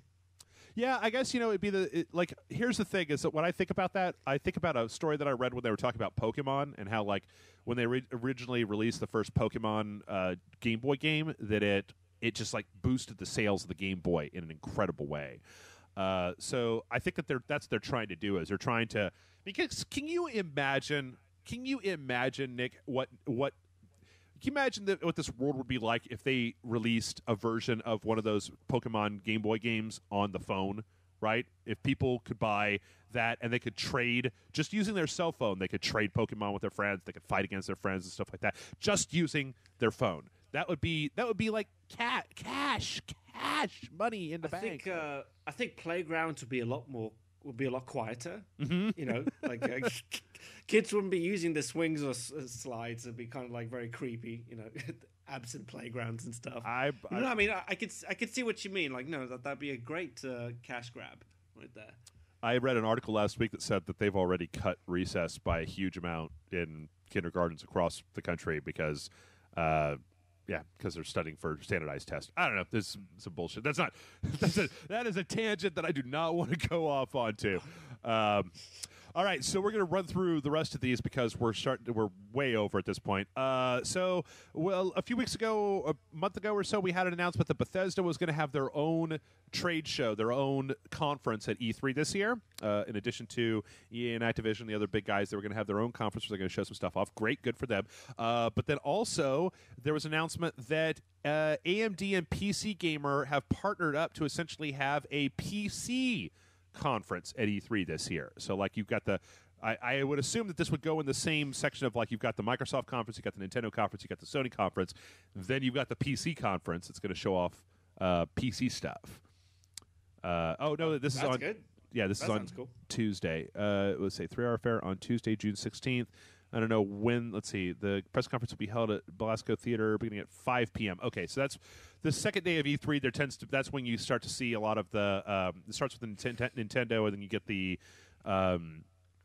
like Activision and EA and stuff. But it looks like the list of speakers here: AMD, Blizzard, Bohemia Interactive, Cliff Bleszinski, Cloud Imperium Games, Dean Hall, Devolver Digital, Humble Bundle, Heart Machine, Paradox, Square, and Tripwire Interactive. And I don't recognize all of those, but I do recognize a fair amount of them. So, I don't know. That seems, I kind of think that we live in a world where we shouldn't even be having these conferences anymore. Like, I think Nintendo has the right idea by just Like, why are you going to stuff a bunch of people into a theater, right? Just make your video live on the internet, when stream it on Twitch when it's time to have your conference. I think so, yeah. Just release it on the day online. I mean, that's what pretty much happens anyway. Like just watching IGN, you're just watching it streamed there. Right. Or Rage Select. Hey, whatever you want. So yeah, I just don't know why you stuff. I've never done it. Right. I've never been to the theater. I'm sure it's exciting being there in the audience, but see, it's different. Like it used to be that we would get those conferences. That we would get announcements from them, right? It used to be that we weren't streaming them live as they happened, and then we were streaming them live as they happened, and then we were, as time went on. But now, like the shit's on TV. It's all over the internet. Yeah, my dinky ass website can host the stream of Sony's press conference, and I can sit there and make dick jokes with you guys in the comments, right? That's not hard. That's an easy thing to do. So why bother stuffing a bunch of poor journalists into an auditorium? And making them stream this shit when you could just hit the Twitch button, have a super produced show with a bunch of visual gags. We'll do it for Sony. We'll do it for you. You contact me. mail@rageselect.com is the email address. I will totally put together your entire press conference. You just give me access to Metal Gear Solid 5, and I will make it all. I'll do it for free. I'll do the rest of it for you, absolutely free. I'll host the bitch for you if you want me to. But you know what? You've been to these conferences. No. Is there anything better? You haven't. No, I've never been live. I've never been to one live. I just watch them online. The year that I went to E3, you and Jason, you went to E3. That was the year where we left Spill, and so I wasn't able to confirm invites and things to get to a lot of those conferences. The email address that I was using kind of got snatched away from me, and that's what happens. When you leave a company, like they turn off your email address, right? But we were very close to going to those, and then I think we even had invites to the Microsoft one, and then we went, yeah, but do we really want to do that? Like, do we really want to get the fuck up and go down? Oh no! You know what? That was when I twisted my ankle, and when we went to E3 the first day. We were walking out the front door, and I turned my ankle real bad. And so the first day I had to just sit there, and the second day I was limping through E3 because I wasn't... Wait, are you kidding me? Are you kidding me? Like, didn't you guys, raise a whole bunch of money, and then you just twist your ankle on the first day? Yep, that's exactly what happened. No! That's exactly what happened, yeah. Oh, shit. Yeah, so the first day, we ended up... Anticlimax, mate, much. Yeah. Well, it was bad because it meant that I had to make Jason do everything, right? Because I was literally limping. I had the first day the beginning of the first day I turned my ankle, and then I put it up. I had ice on it all day. It swole up real bad. We got a brace for it. I put the brace on. The next day we went down to the convention center, and I just kind of real tenderly limped through the convention center. And I was like, Jason, go do everything, and I'm going to see what I can get done here. And then the third day it was all right, and it was fine. But yeah, it was shitty. It was really shitty. It was like, I'm here. I'm at E3. I got Jason with me. I've been to E3 before. I know how this shit works. We got all these things to do. We're going to get in there. We got to go. And then the minute that we left the house and I put my foot down, and so. All right, we're going to zip through the rest of these. One, don't purchase, or I don't know, it's up to you guys, but before you purchase any Witcher 3 keys from Green Man Gaming, you should know that CD Projekt did not give them those keys, or at least they haven't, according to the release of this podcast. CD Projekt Red said that they haven't given Green Man Gaming any keys yet, and yet they're already selling keys for The Witcher 3, and so be careful about that because they're not entirely sure where they're coming from. Also, if you're looking to support Good Old Games, they just recently put their Steam-ish client called GOG Galaxy, which is a totally DRM-free gaming service that you can use to buy stuff that's just like Steam, but it's a lot more open-ended, and it just went into beta today, so check it out, because that could be great. I mean, I know there's a lot of people out there who don't like Steam, and hey, here's a company who is giving you an alternative to Steam. Let's see. May 12th, we're going to have the reveal of a brand new Assassin's Creed game. Everybody's pretty sure this is going to be the British one. The British one? Yeah. What are you talking about? They had a leak of this. Assassin's Creed Victory set in Victorian England. Yeah, I don't care. There's that mild thing. I'm sorry, it's just that like the third one, bummed me down, and the Unity was really fucking shitty. And then I just don't care anymore. Like it's just the same regurgitated bullshit year after year. And it's nothing to do with the gameplay. The gameplay is brilliant. It's just the fucking storyline and the characters. We haven't had a good character since Ezio Auditore. That's and how long ago was that? That's not true. We have. Oh, name me the other ones. Well, I thought that what's his face, the pirate guy, he was okay. He was all right. Okay, he wasn't great. But he wasn't interesting. He's not memorable. Okay, he won't be up in the gaming Hall of Fame, if you know what I mean. What's her face from Assassin's Creed? God, what the hell was the lady's name that was in the one that they put out on the PSP? They later released. What the hell was it called? Liberation? Was that what it was? I haven't played it, so I don't count it. It's part of the canon. Oh, so if you haven't played it, it just doesn't count? Is that what you're saying? Avalon, Avalon de Grand Prix. And if you have not played it, oh my God, I wish they would release this shit. I don't think they're going to, but wish they would release it on the PlayStation 4 and the Xbox One. But Assassin's Creed Rogue from last year has a super awesome main character called Shay Patrick Cormac, a Scotsman who turns against the assassins, and I heard about that game. Actually, that's meant to be quite good. Unfortunately, I don't have my PlayStation 3 anymore, so I can't play it. It looks like nutsack on the previous consoles. Like I got it for the Xbox 360. It looks completely like garbage. So I would say if you have a gaming PC, that's the place to play it, unless they release it on the PS4, Xbox One. Okay, so Nick, did you ever play the PT demo, the playable trailer for Silent Hills, the new Silent Hill game? I completely forgot to. I was meaning to. Well, I think I saw some YouTube videos. It looked really cool from what I saw. Well, you can't anymore because as of since the game has been canceled last week, it's been deleted from the PlayStation Store, so you can no longer download it. If you've previously downloaded it, you can't re-download it anymore.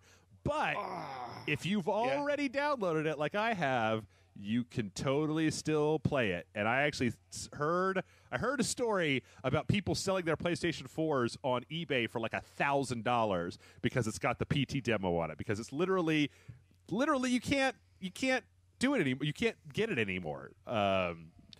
So there's that. So if you guys want to see PT, you come over to my house. Even though we've already all seen it and it was good and shit. But whatever. That sucks. Yeah.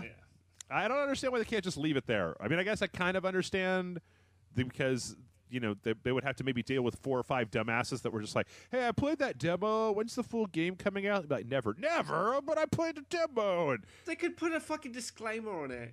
Well, you know what?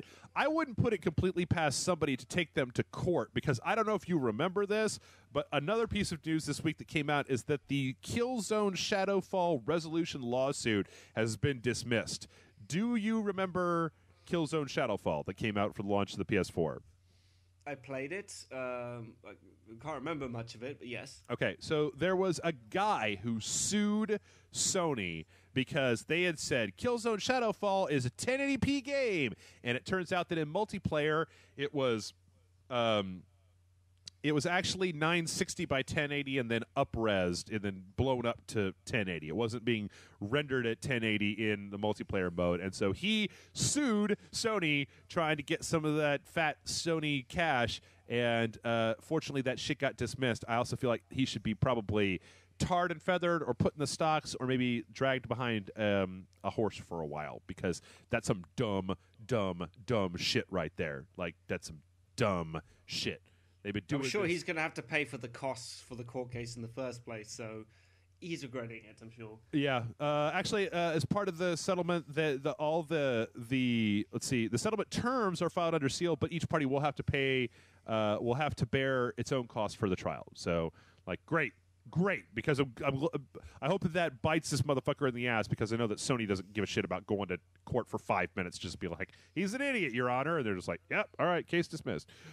And finally, last up before we take a break.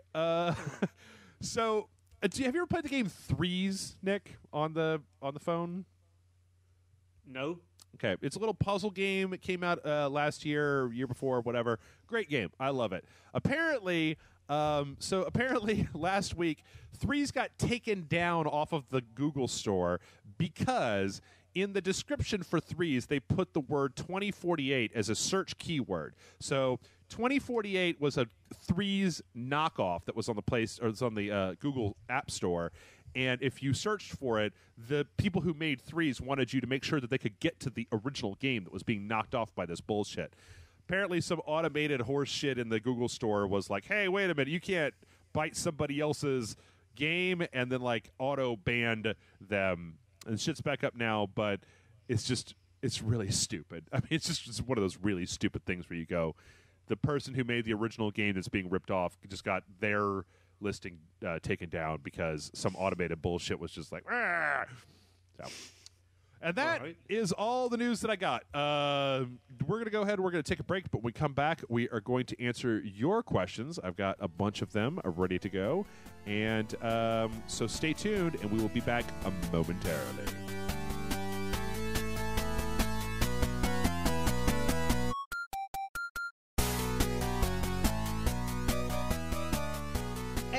We're back. And Nick, it is time. It's time for the questions. Are you ready? The best part of the show. Let's get it on. Yeah, the best part of waking up is questions in your cup. No, that doesn't work. Also, nobody knows that jingle anymore, so it's fine. Sometimes I like to think about the amount of my brain that is taken up with completely worthless pop culture information, if there was an eternal sunshine of the spotless mind, like if they had that service to get rid of memories or something like that, I think I'd go in and be like, can you erase the words to every, I don't need to know the words to the Big Red theme song from the 80s, right? Like from Big Red Gum. I don't need to know those words. Like I could put anything in there. I could put a quote from Thoreau into that brain space that's occupied by, the stupid jingles. I mean, I want to keep all of the old 80s cartoon show intro words, right? But I wouldn't do that, because don't you have the best feeling in the world when you just randomly quote as a song or something like that, and then someone in the room actually gets what you're saying, and you both look at each other with the biggest delight on your faces. You're like, oh my god, you get that reference as well. Yeah, I guess so, but I mean, but Big Red, come on. I don't even like it as a gum. I don't even chew gum. What the fuck? What the fuck? Anyway, welcome back, everybody. mail@rageselect.com is the email address, and our first question this week comes in from Joe. And Joe says, Dearest Rage Select Overlords, there's a question that continues to come up time and time again for me. When did gamers become such whiners? It seems like I can't go anywhere without listening to gamers bitch and complain about something, be it DLC, EA, how this studio isn't making this game who they should, why is this game getting a remastered release, etc. I know there are legitimate concerns within the industry and that people are well within their right to be concerned, and maybe this is just because I'm 30, it just feels like whininess is an all too common characteristic of gamers these days. Am I wrong? Curious to hear your thoughts. Sincerely, a Joe. I don't know, Nick. Do you think we're a whiny bunch? I ask this. I ask this after you and I just spent an hour bitching and complaining about, Avengers movie was okay, and I don't know about the number of Disney Infinities. Yeah, Tony Hawk Pro Skater 5. I think we're the wrong people to ask this very question of. I mean, generally, yes. If it's, I guess I agree with him if we argue about it to an extent, but I think it's good that we bitch about it, because then they get to listen to what we have to say, and then they make corrections. I keep going on about Mass Effect 3, but we bitched about how we hated the fucking ending of Mass Effect 3. Mm-hmm. And what did they do? They expanded on it, made it at least tolerable, to where even the original complaints were like, okay, I can kind of see where you're going. It's not how I would have ended it, but it's better than what you originally put out there. It's funny because when you think back, Joe, I don't know if it's necessarily that gamers are more whiny these days than they used to be. I think it's just that we have so many different new places that we can express our whiny feelings about whatever bullshit we don't like this week, right? I'm pretty sure that back when I was a kid, right, and when I had an NES when I was 10 years old, and I went to, what would it be, the last, let's see, 18, 14, 10, yeah, it's middle school-ish, right? That me and my friends were sitting there just being like, like, oh man, did you play Kabuki Quantum Fighter? Oh yeah, that was garbage. It was a shitty game. Oh god, did you play Street Fighter 2020? Yeah, that was a terrible game. Or like, I don't know, Fester's Quest just seems like garbage to me. Or you know, that there were things that came up where we were always critical and complaining about stuff. We may be a little bit more so because the internet is just such a hotbed for that stuff. But I honestly think gamers have a voice now. That's what's changed. We've always had that voice of being whiny and bitchy, but now people can listen to us. Yeah, that people could see. You could take a screenshot of a tweet, right, and put it, and it seems like representative of something. I personally think I think about this stuff all the time, but I personally think that like I think that gamers should be as entitled and whiny and fucking just shitty. And not all gamers are like this. Not all people are like this, because it's not just gaming; it's everything, right? It's pretty much everything. I think people should be as whiny and as loud spoken, and they should have their Twitter account where they say their dumb shit. On the other hand, I don't think that just because you have an opinion that anybody should have to goddamn listen to it if they don't want to, right? Yeah. Like I remember when the Star Wars trailer was released and everyone was bitching about how they're having a black guy in a stormtrooper outfit.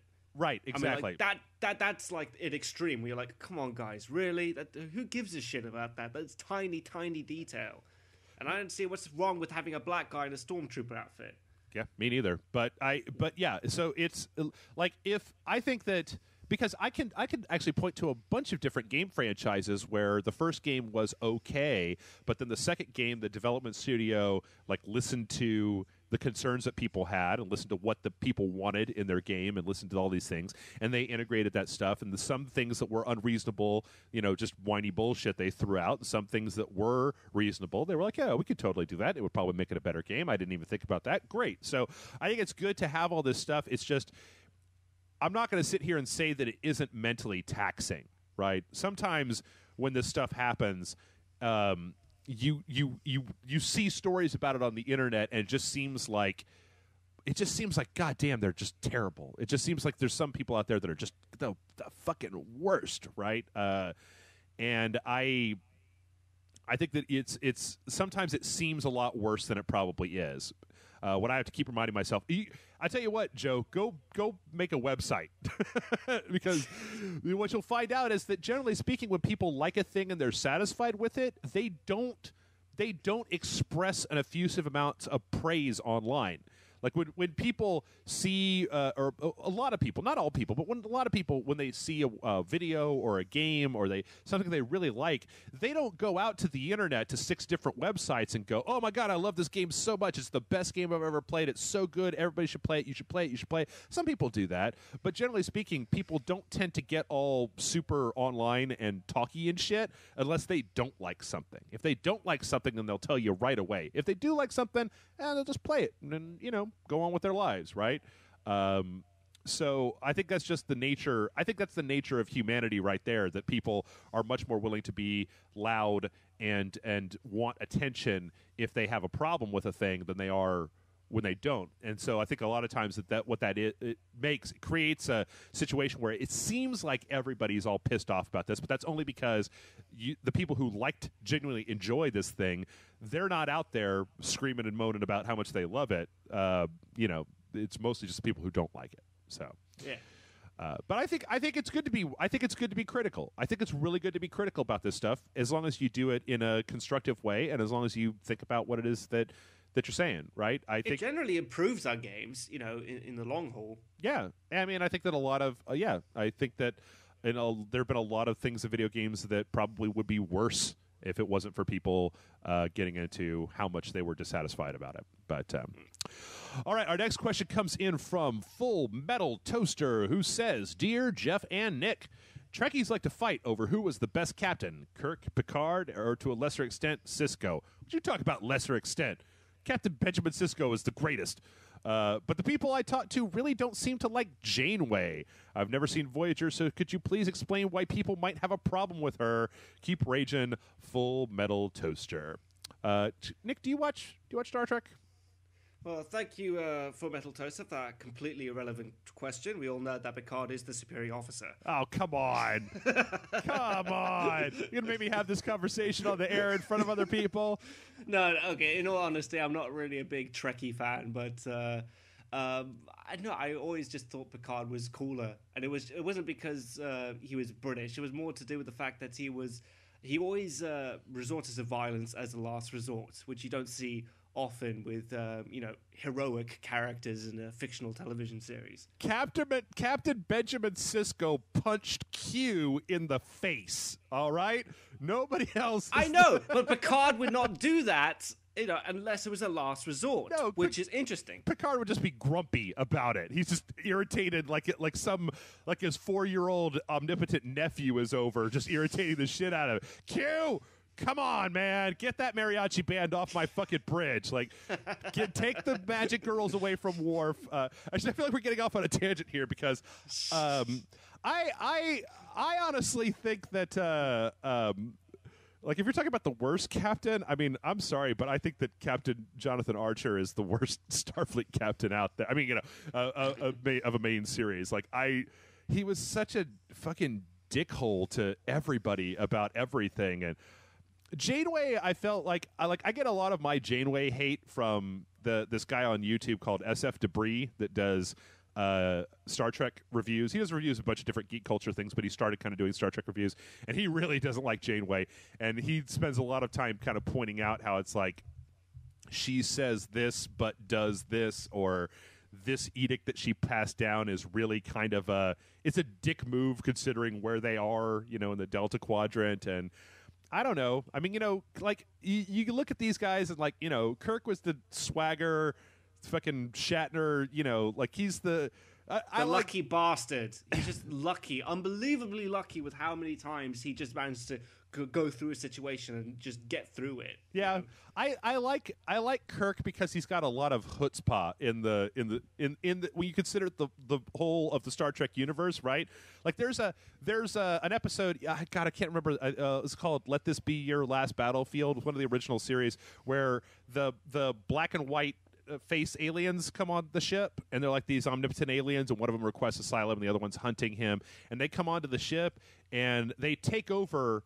I think this is the episode where this happened. They take over the Enterprise and they start driving it somewhere, and Kirk's like, give me back my ship, and they're like, no, we're better than you, we're going to take control of your ship. And he's like, okay, well, let's see, self-destruct Kirk 1001, and then like Spock's like Spock 2462, and Scotty's like, all right, Scotty, self-destruct the ship, let's go. And it's like, all right, 10 seconds to self-destruct. And Kurt just stands there with like this like shit look on his face. Just look at these guys like, yeah, do whatever, man. I'll fucking blow this shit up. Nobody's taking my ship from me. Go fuck yourself. And that's why I like Kirk. Picard is great too. I don't dislike Picard. Like, I was a teenager when that shit was coming out. Sisko, he's badass. Janeway just doesn't, I don't know. Like, she's too reasonable, Nick. Like, she never does anything crazy. Yeah, she's bizarre. A woman to boot. That's so unrealistic, right? Reasonable, logical. No, I'm not saying that. I'm not saying it's nothing about her being a woman. It's all about her. Just I don't know. There's not a lot about Janeway. She's inoffensive. I guess what I'm saying is that I don't feel like there's a hell of a lot to her character. I don't know. Maybe there is. And I need to go back and watch Voyager again. Yeah. In all honesty, I can't really answer this question because like I'm quite late into the whole Star Trek thing. It's only very recently that I actually got into watching Wrath of Khan, despite you and Jason constantly over the years. Did you see badgering me. I did watch it in the end. Oh, it was so good. It's so good. It is really good. I mean, one of the things I liked about it is like every single shot count. When they fired lasers at each other and stuff. But, I can see what you guys are talking about. So that's kind of why I've been watching the Star Trek movies, but I haven't watched anything of the original TV show. Just like bits and bobs of TNG episodes. I would highly recommend watching Star Trek Deep Space Nine. I think that in the beginning it starts out a little slow, but the fact that original series, TOS, Next Generation, Voyager, and Enterprise all take place on a Starfleet ship doing Starfleet shit in a Starfleet place, right? I mean, Voyager, they're in the Delta Quadrant, obviously, but they're all Starfleet, right? They're wearing the uniforms, they're on the ship, they got the transporters, blah, blah, blah, blah. Deep Space Nine has like so many different aliens and points of view and the whole Cardassian thing. I think it's a really fantastic series.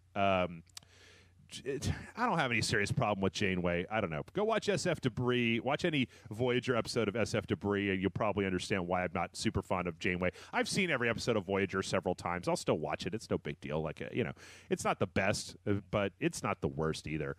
All right, this next one is, oh my God, this is a gigantic question, Nick. I might have to. Okay. Can we handle it? Can we handle it? I think so. All right.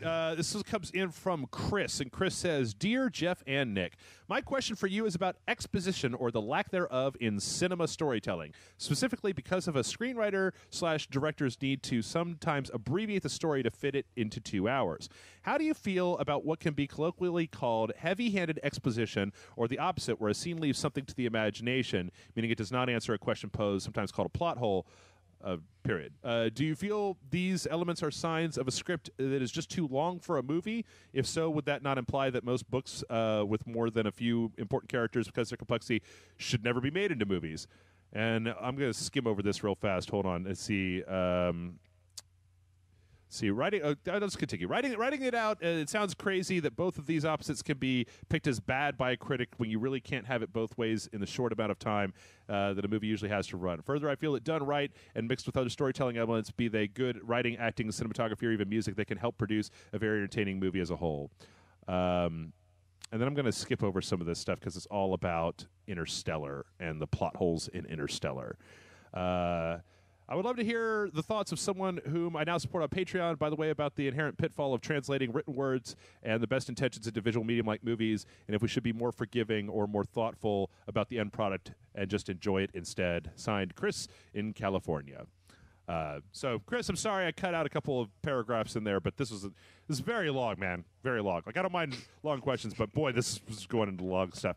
So I think, it sounds like he's asking kind of what we think about the kind of cinematic shorthand of using stereotypes and using kind of easy bait characters as a way to skip more complicated storytelling. Do you feel these elements are signs of a script that is just too long for a movie? If so, would that not imply that most books, more than a few important characters, because of their complexity, should never be made into movies? I don't necessarily think that's the case. I think you could trim a book down to a movie length, but that I think that the day and age in which we live, we have just numerous examples of why serial storytelling in TV show format has some real serious advantages to a 2-hour movie when it comes to making us care about characters. I don't think that you could have made Breaking Bad, the first season, into a movie. I think it would have just been a very weird movie. It would have been very bizarre. Or something like The Wire, right? That relies on a long form storytelling. But I also don't think that you can't condense a book down into a movie just because it's complicated. I think that the most stories out there have a kind of a core aspect to them that you can pull out and kind of distill. And when it comes to a movie, you need to trim the fat, basically. Mm-hmm. But generally, I'm all for the visual storytelling over, a character spouting exposition. Mm-hmm. However, it is helpful if it's like a story rich with lore, to have like a kind of fish out of water story, like a character who doesn't know what's going on, so other characters can explain it to him, so we understand what's going on, rather than everyone just knowing what's the plot going on already, so that nobody else talks about it. Do you know what I mean? Yeah, no, I know exactly what you mean. Yeah. A lot of this stuff, I feel like Chris, I always feel like a lot of this stuff is answered if you just go read like a screenwriting book, right? It talks about the way that you tell a story in movies. There's a fucking formula, right, that most movies use that I've talked about before, where it's like, by page X, this needs to happen, and by page this needs to happen, and a lot of times, unless you're talking about an independent or an artistic movie or something that's already, when you start watching it, outside of the norm, if you have a movie, and I've talked about this before, this is from the Cracked podcast, right, where they talk about how in the original Avengers, the beginning of the movie seems to be a little bit slow. and it's because the attack on the Shield helicarrier doesn't come at the time when you would expect it to come when you're watching a movie. That should happen at the 60-minute mark, and that it happens like 10 minutes past that or 5 minutes past that. And that if you had backed that up to the point where if the helicarrier attack at the beginning of in the second act had happened like right at the 60-minute mark, you probably would have had fewer people saying that it seemed like the beginning was a little bit slow, because it would have been at a pace. Like, people don't understand that subconsciously you've been trained to expect certain things to happen at certain beats, at certain minutes, like in a 2-hour movie. Like, you expect there to be a thing here, and you expect there to be this thing here and this thing here, and that when you deviate from that it tends to put people a little bit off guard. I don't know. I kind of feel like we're rambling away from the guy's actual question. Well, it's such a big question. That's the thing. Yeah. I don't know. I think it's very difficult to make, especially well-beloved books, like books that people like quite a bit, that they are very familiar with. I feel like it's difficult to make them into movies, because, I mean, like with Lord of the Rings, like when the first Lord of the Rings movie came out on the extended edition came out, I sat there with the book, right, and kind of like just tracked the movie to see what they had cut out, what they hadn't cut out, and to see like how much of the dialogue was pulled directly out of the book. And I feel like, I think that Harry Potter is a good example of I don't think that the Harry Potter movies are anywhere near as good as the books, especially the later ones, where you had a really dense book and you had, even a few hours to put that on the screen. On the other hand, they generally did a good job, I think. But with the Lord of the Rings, it felt like they expanded a lot of the important stuff. I mean, because if you read the Two Towers, they expanded on the battles, like the Battle of Helm's Deep, a lot more than in the book. And the book is like 4 pages or something. Yeah. Oh, it's funny. I actually thought about like when you go back. That's another interesting thing to think about, is that if you go back and read The Lion, the Witch, and the Wardrobe, right? When there's a battle sequence in The Lion, the Witch, and the Wardrobe, C.S. Lewis kind of just writes, then they all fought, and then here's what happened after that, right? Like, where in a movie, you can't just have two armies run at each other, cut to black, and then put 2 hours later, and then, like, pick the story up there, right? They do that in TV shows, funnily enough. You think, like, that is the point where you have all the battle scenes. Like, in Rome, the TV show Rome, by HBO, like, the whole first season's building up to this big confrontation between Pompey and Julius Caesar, and then it's just like what you just described. It's exactly what happens. They just go off to war, cuts to black, and Julius Caesar comes back. I'm like, are you fucking kidding me? Like, all of these plot twists coming up, it was just to reveal the aftermath. Yeah.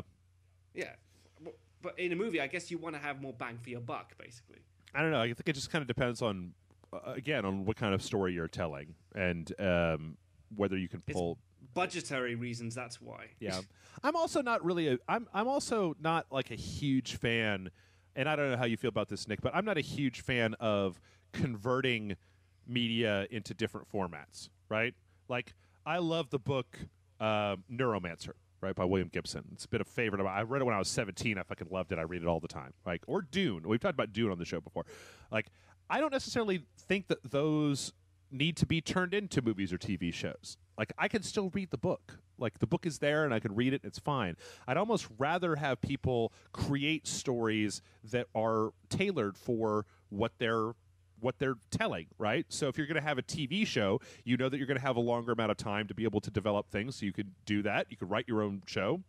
If you're doing a movie, you've got 2 hours to put to slam as much in there as you possibly can, and then see if there's a sequel. If you've got a video game, you got somewhere between 8 and 30 hours, and you've got certain gameplay elements. So I almost feel like a lot of times that people get real hung up on wanting to convert certain types of media into certain other types of media, and it's one of those things where it's just like, so Lord of the Rings was a book, then they made that book into a movie, and they made it into a different movie, then after the Peter Jackson Lord of the Rings movies came out, then they took all of the visual styling of those movies and they made games out of that, right? And then it's just like, I don't know, at a certain point I think that it's better to, instead of just continually cannibalizing one particular piece of fiction, to just write your own shit. And I know that that's That's a really trite way of chastising somebody. Let's say, yeah, just come up with your own truly original storyline that nobody's ever read before and is going to knock everybody on their ass, right?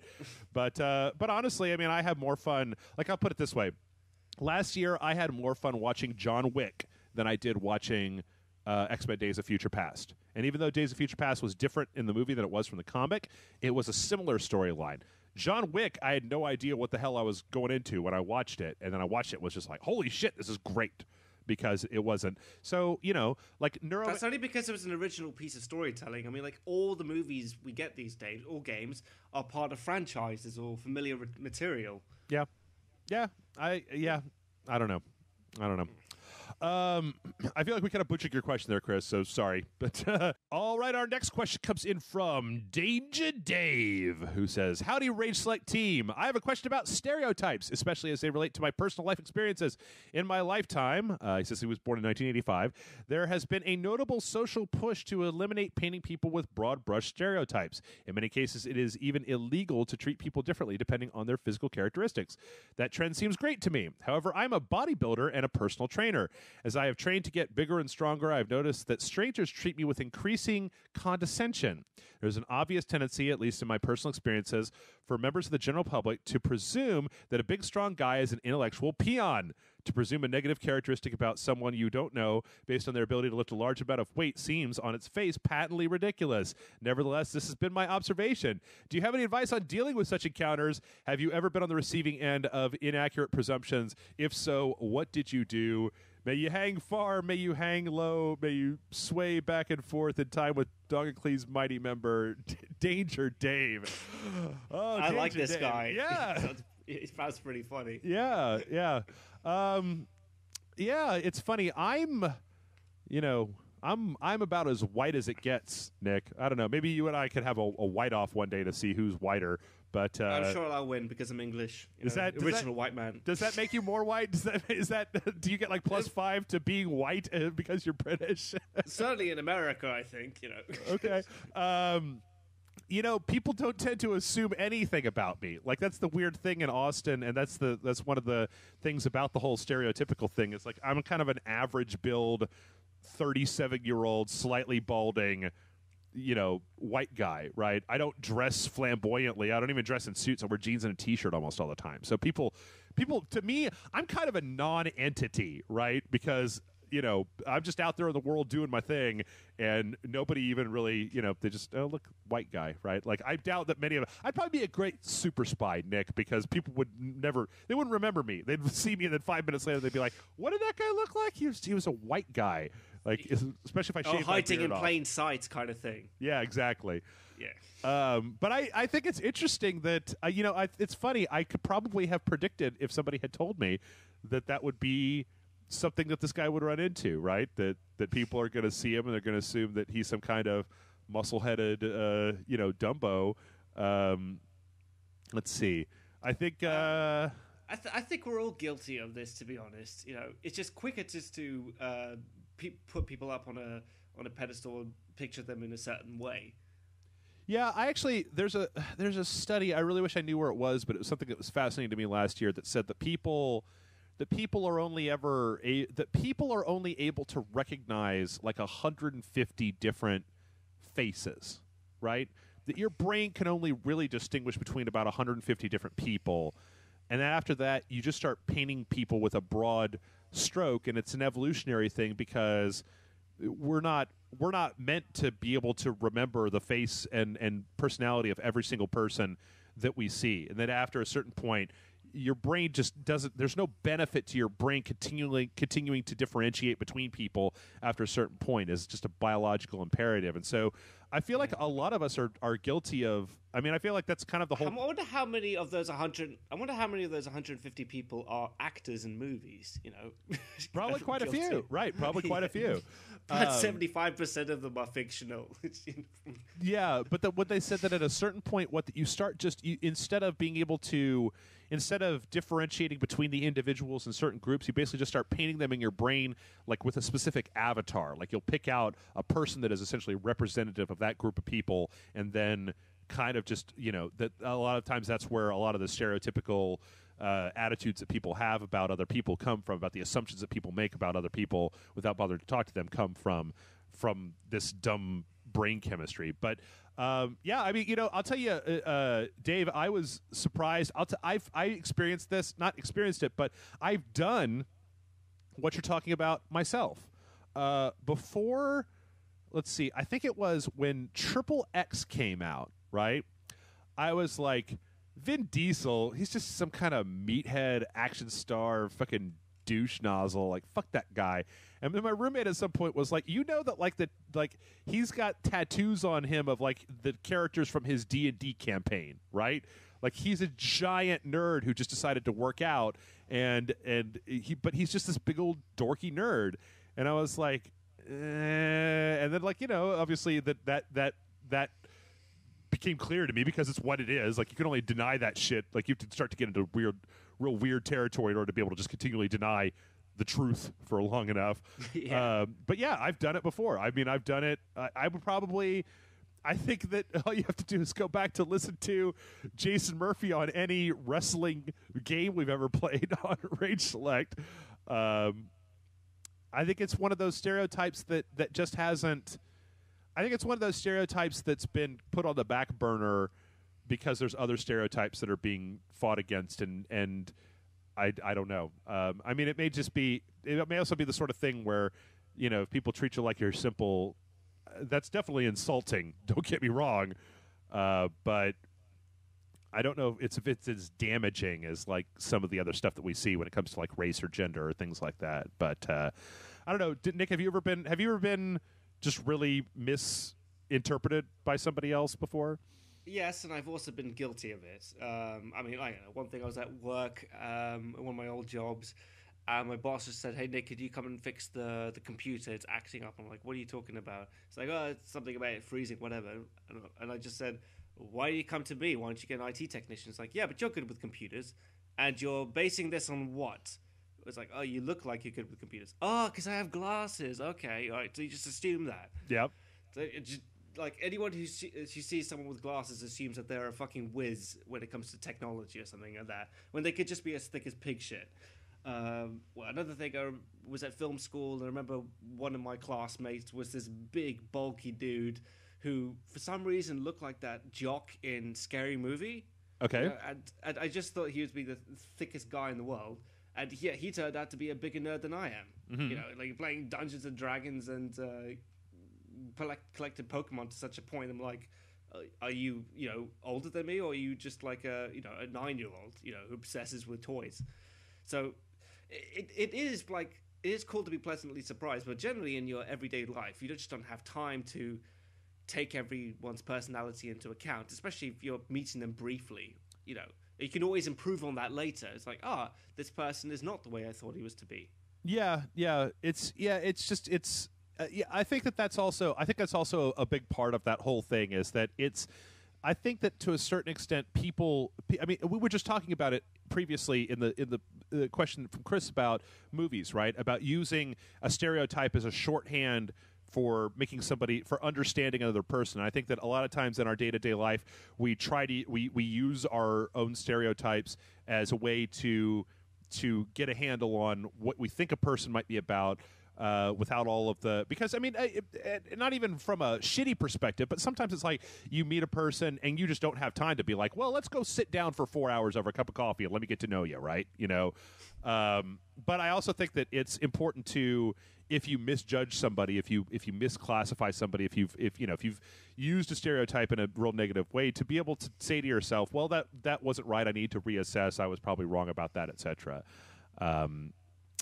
And what's bad is like when your stereotype of a person turns out to be true. Mm-hmm. I mean, I hope that most of the time my stereotype of a person is always proven wrong. I like to give people more credibility than they do. But it's just like you said, like a shortcut. You just don't have enough time to to talk to someone for a few hours to really get to know them.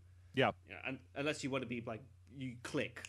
straight away become friends. Hell, I think that if you met somebody for the first time and then you told them like, "Hey," and then you started asking them questions about their life, right? You meet somebody and you're like, "I don't want to paint you with this broad brush, bro. So let's see. What do you do? Well, what do you like to do for fun? What do you like to do in your spare time?" And oh, that's cool. And like, did you have a good childhood? And like, where do you live? And what kind of job do you have? And did you go to college? And like, the stuff that you would ask a person to try to get a good perspective on them would be creepy as shit. Like, if a person walked up to me and started asking me those questions, I'd be like, I don't think I could. I think I need to go. As far as what he should do with people who treat him like he's simple, I mean, you could always try judging them. That's that's the thing that I like to do.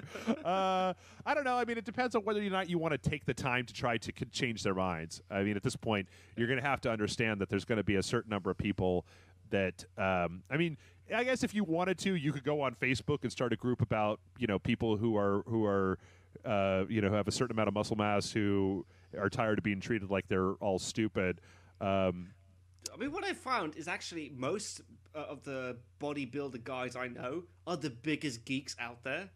Mm-hmm. Because like for me, being a geek is not necessarily obsessing about movies or comic books, anything fictional. It's obsessing over something.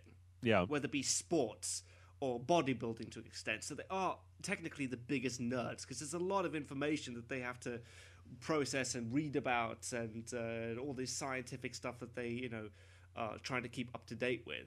So it's not that big a stretch of the imagination. But I also think that he definitely must be guilty of stereotyping as well. I think that a lot of people, I think almost everybody is to a certain extent. I mean, I think that if you say that you've never seen a person, I mean, I think that and I don't even think it's something that people like. I mean, I don't know this. Like, I'm not an anthropologist, so maybe there's other cultures where this isn't the thing. But I think that almost everybody, at least that I know, like when you see a person, just you make some assumptions about them, and it's just whether you want to stick to those assumptions or whether you want to go see whether you're right or wrong. Yeah. I mean, some of these assumptions are safe. I mean, technically, I mean, like if you see a bunch of 16, 17-year-old kids in the middle of the night and they're dressing up in hoodies, mm-hmm. and they're like, there's about 5 of them, you naturally think of them as like, oh, they're dodgy. You know what I mean? Because like it's like a warning thing, so you could stay away from them when they could just be the nicest guys in the world. Yeah, that touches on a much deeper topic that we're dealing with here in the United States that I don't know that I'm even qualified to talk about on this particular show. I said kids, man. I didn't say that they're skin color. I know. But I mean, yeah, I think if I'm at South by Southwest Interactive, right, and I see a group of younger dudes that have video game that have like where a guy wearing an N7 hoodie who has a Mario shirt on.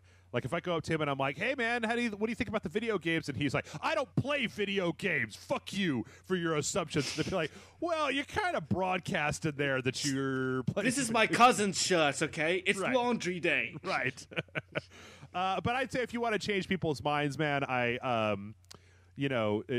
think that you're going to have to go to a lot of trouble to do that, or you're going to have to start like make a Tumblr where you try to start a social movement about maybe wear a T-shirt when you're benching saying like Stephen Hawking's The Theory of Everything on it or promoting something really intelligent. Wear super nerd glasses and like a bow tie and a pocket protector, and then people won't know what the fuck you're about then, and they'll be like, is he a hipster? I don't know.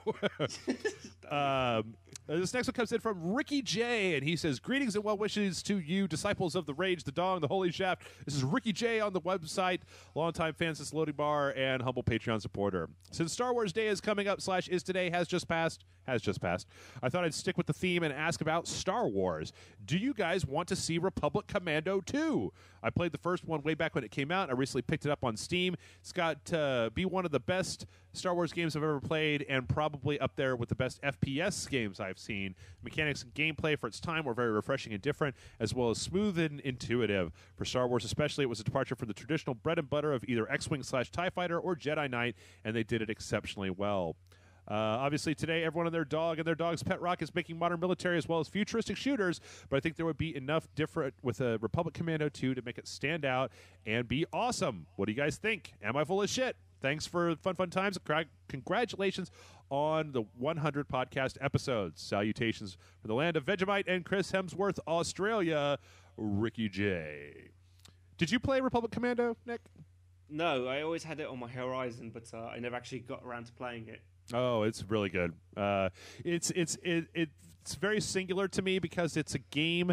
Like, it literally has like a tutorial mission that takes about 20 or 30 minutes, and then each one of the actual missions in the game is like 2 hours long. Like, every level is huge. They're very long levels, and I remember that because I was playing the game and I was like, I just got to get to the end of this level, and then I'm going to stop. I'm going to go to sleep. I just got to get into this level. I'm going to stop and go to sleep.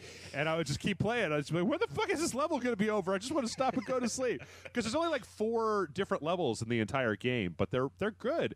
I liked it. I liked it quite a bit. And I think that I've always been a big fan, a big proponent of the fact that I like Jedis and the space wizards and shit like that, but I like Star Wars. I like the other shit in Star Wars, too. I like Han Solo and and Chewbacca and Tatooine, and like I like to see stuff that is not just space wizards having laser sword fights. Right? I personally always felt like the Stormtrooper stuff was the highlight for me. I mean, like the Jedis were cool and everything, but it was like the bounty hunters and the Stormtroopers and the Imperial officers. Like that was always so cool. That's what I always really liked. I mean, that's when I got the RTS game, Galaxy at War. I can't remember what was it called again? Yeah, Galaxy at War. I think that's true. Not Force Commander. That's what we're talking about, right? No, definitely not. No, I don't know why I didn't play this game. It looks really cool from what I'm seeing of it. I'm just scrolling through Wikipedia right now. Yeah, I mean, it's got a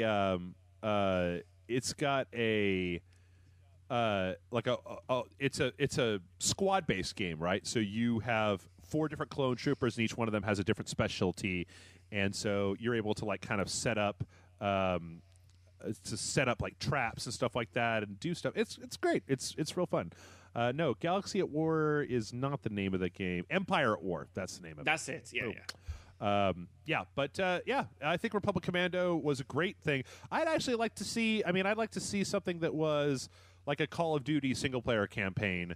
But with Star Wars first-person shooter, because people tend to forget that the original Dark Forces game was not a Jedi game. It was Kyle Katarn just shooting people with a laser blaster, right? It wasn't until the sequel that he started getting like force powers and shit like that. No, not true. Well, are you talking about the very, very first one? Very first not one. Jedi Outcast. Okay. I only played Jedi Outcast because see, they weirded it up. Right, they weirded up the naming convention of that series because it was Dark Forces was the first one, and then the second one was Dark Forces. It was Jedi Knight Dark Forces 2 was the way that it was labeled, and then Jedi Knight 2 Jedi Outcast. So it was like by the time they got to Jedi Knight 2, it's like they had rebranded the entire franchise away from Dark Forces. But Dark Forces, the original one, was like it was like kind of like a Doom mod almost, right? But it was like you were shooting Star Wars guns at stormtroopers and shit like that, and it was great. I think it had to do with a whole thing where the Empire was building like these dark stormtroopers that they were going to use, and you had to go get rid of them. But yeah, I think that there's plenty to do in the Star Wars franchise, and I'm glad. I hope that we see more of that stuff. Like I'm excited about that Rogue One project that they're doing. Right, that's that's all about stealing the plans to the Death Star, right? And it's just a group of special forces rebel group of X-wing pilots, going to go steal the Death Star plans. The first time or the second time? The first time. Okay, so you're not playing as the Boffins. Many Bothans died. Yeah, yes, died in this mission. Yes, yeah. We all know how many Bothans died. All right, many Bothans died. All right, our next question comes in from Carl. Carl says, "Hey, fellas, reading the news regarding the mod payment plan on Steam and the fallout from Bethesda made me realize that the environment for indie games, still on the PC specifically, is a huge mess. Steam has continued to make changes in order to add some short measure of quality and or accountability, which for the most part have failed. On the consoles, I'm on a PS4, it seems on the whole better all round, where issues of navigation quality and the like are marginal or none exist to a large extent. What, in your humble opinion, does Steam have to do to clean house? What does the industry have to do in support of games from first-timers getting out to the public whilst maintaining quality, etc.? I do enjoy indie games alongside AAA games, and I'm wondering if I should just close my Steam account altogether. Ugh, not if you enjoy indie games. Regards, Carl. So, Nick, you don't do that much PC gaming, right? I've been actually playing a little bit more PC gaming recently.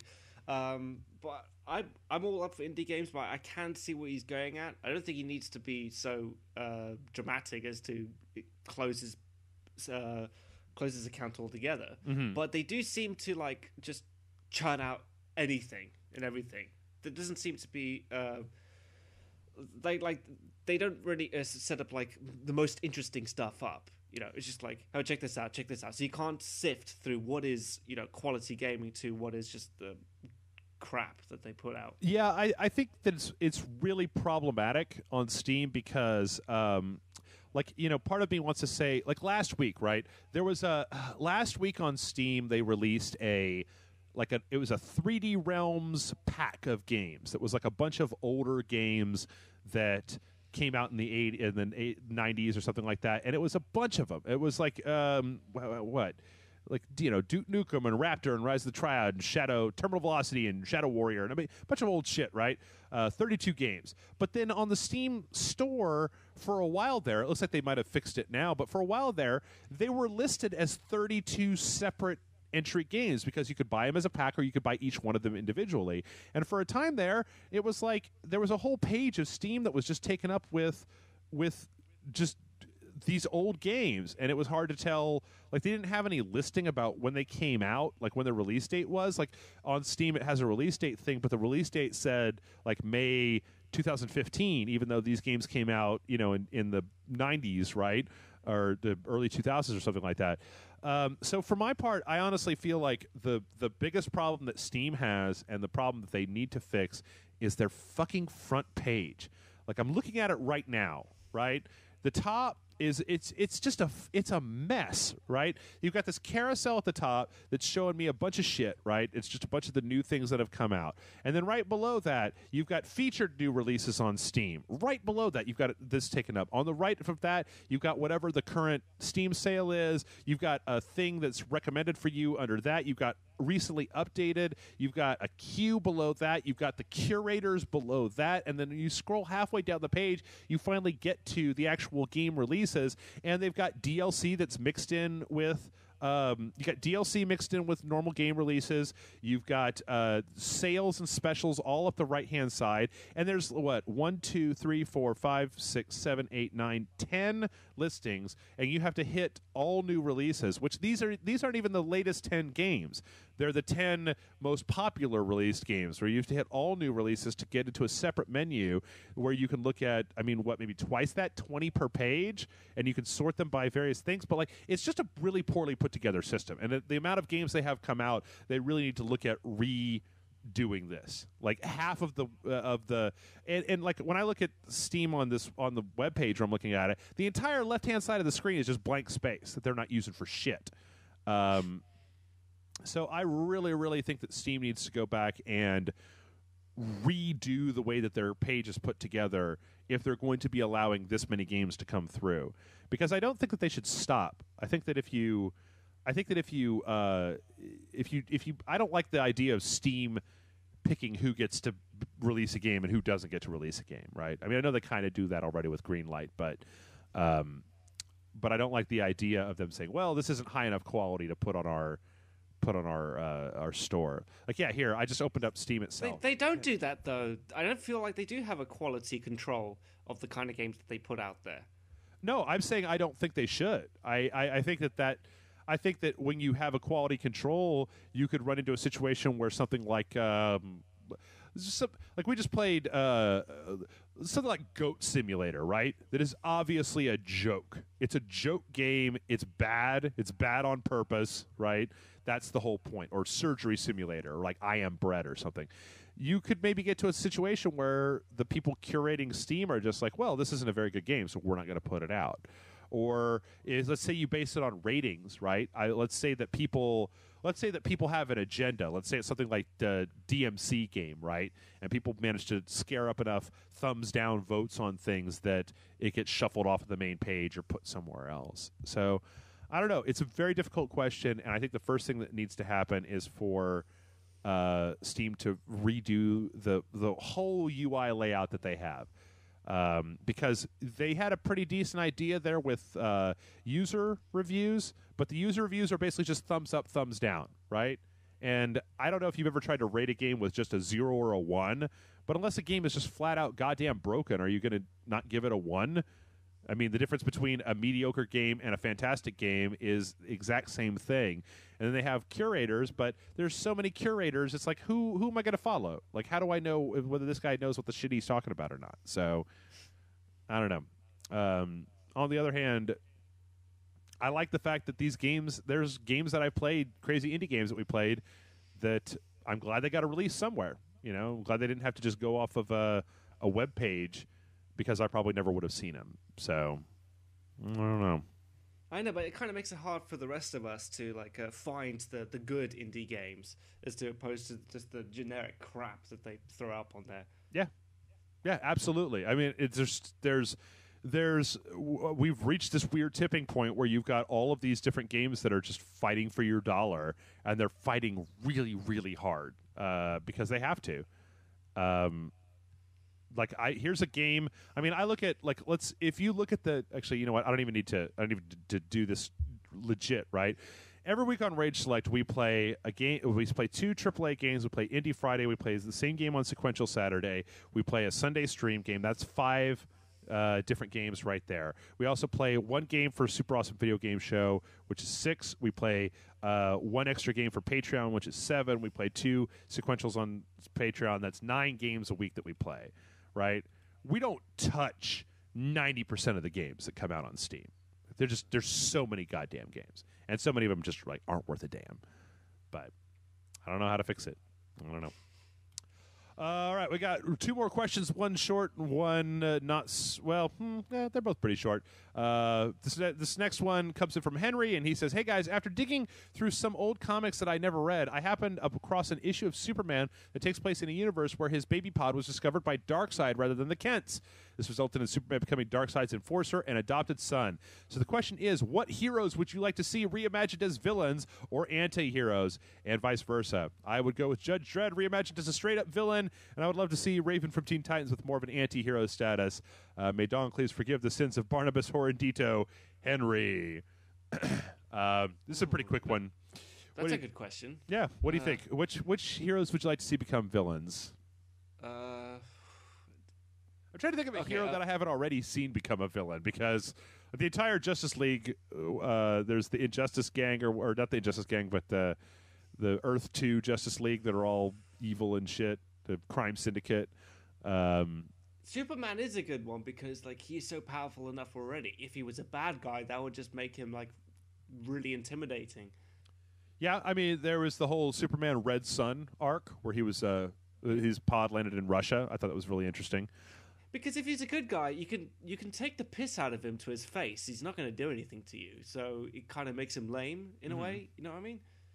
Whereas I don't think Batman would take that shit for a second. I think he would still at least punch you in the face, something like that. But Superman knows he can't, so he just has to fly away. I don't know. Maybe Blade would be cool, but he's kind of an anti-hero already. Yeah. I think this isn't answering this question specifically, but there have been a few places where we've seen takes of the Joker as a good guy, and I think that's really an interesting dichotomy when you see the Joker reimagined as a good guy. I'm trying to think of actual superheroes though that I would like to see, either anti-heroes or villains.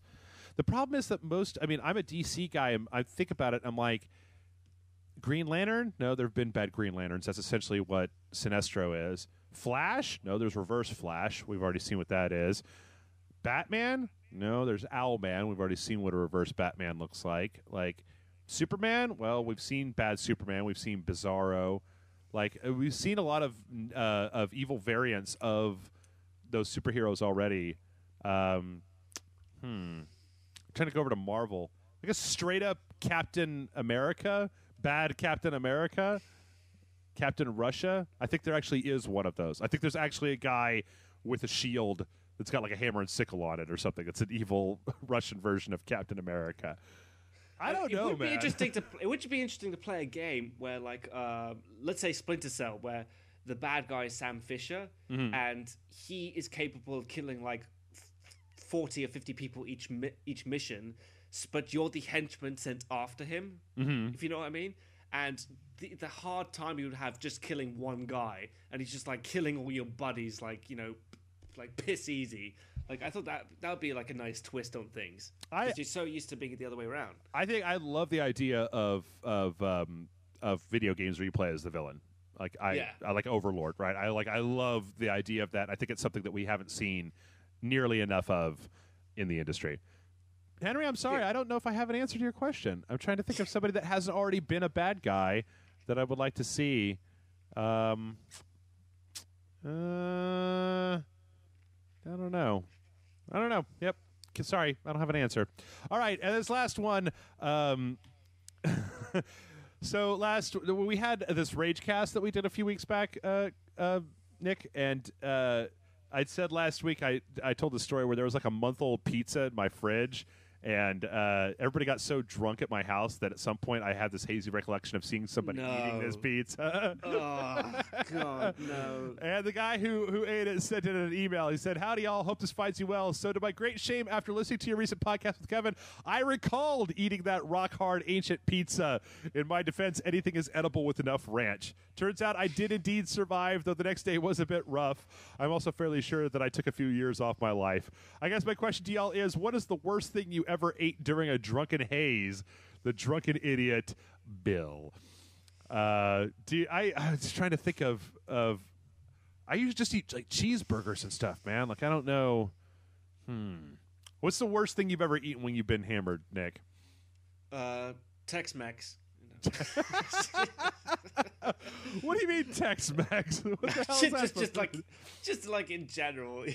No, I think all the times where I felt really sick after eating food when I've been drunk has always been in Austin, Texas. And it's usually because everyone's like, hey, let's go to Whataburger, or like, I don't know, just one of these little trailer things. Or it's just so much meat, and there's so much in one course that I feel like I'm having like a meat baby or something, you know, like it's just my belly is just pushing out of its buttons and all of that. I just feel like shit, and I'm wondering why I agreed to go there in the first place. So, you know, you shouldn't come here unless you like fried things, specifically fried meat, because we like to fry meat in things and then give it to people.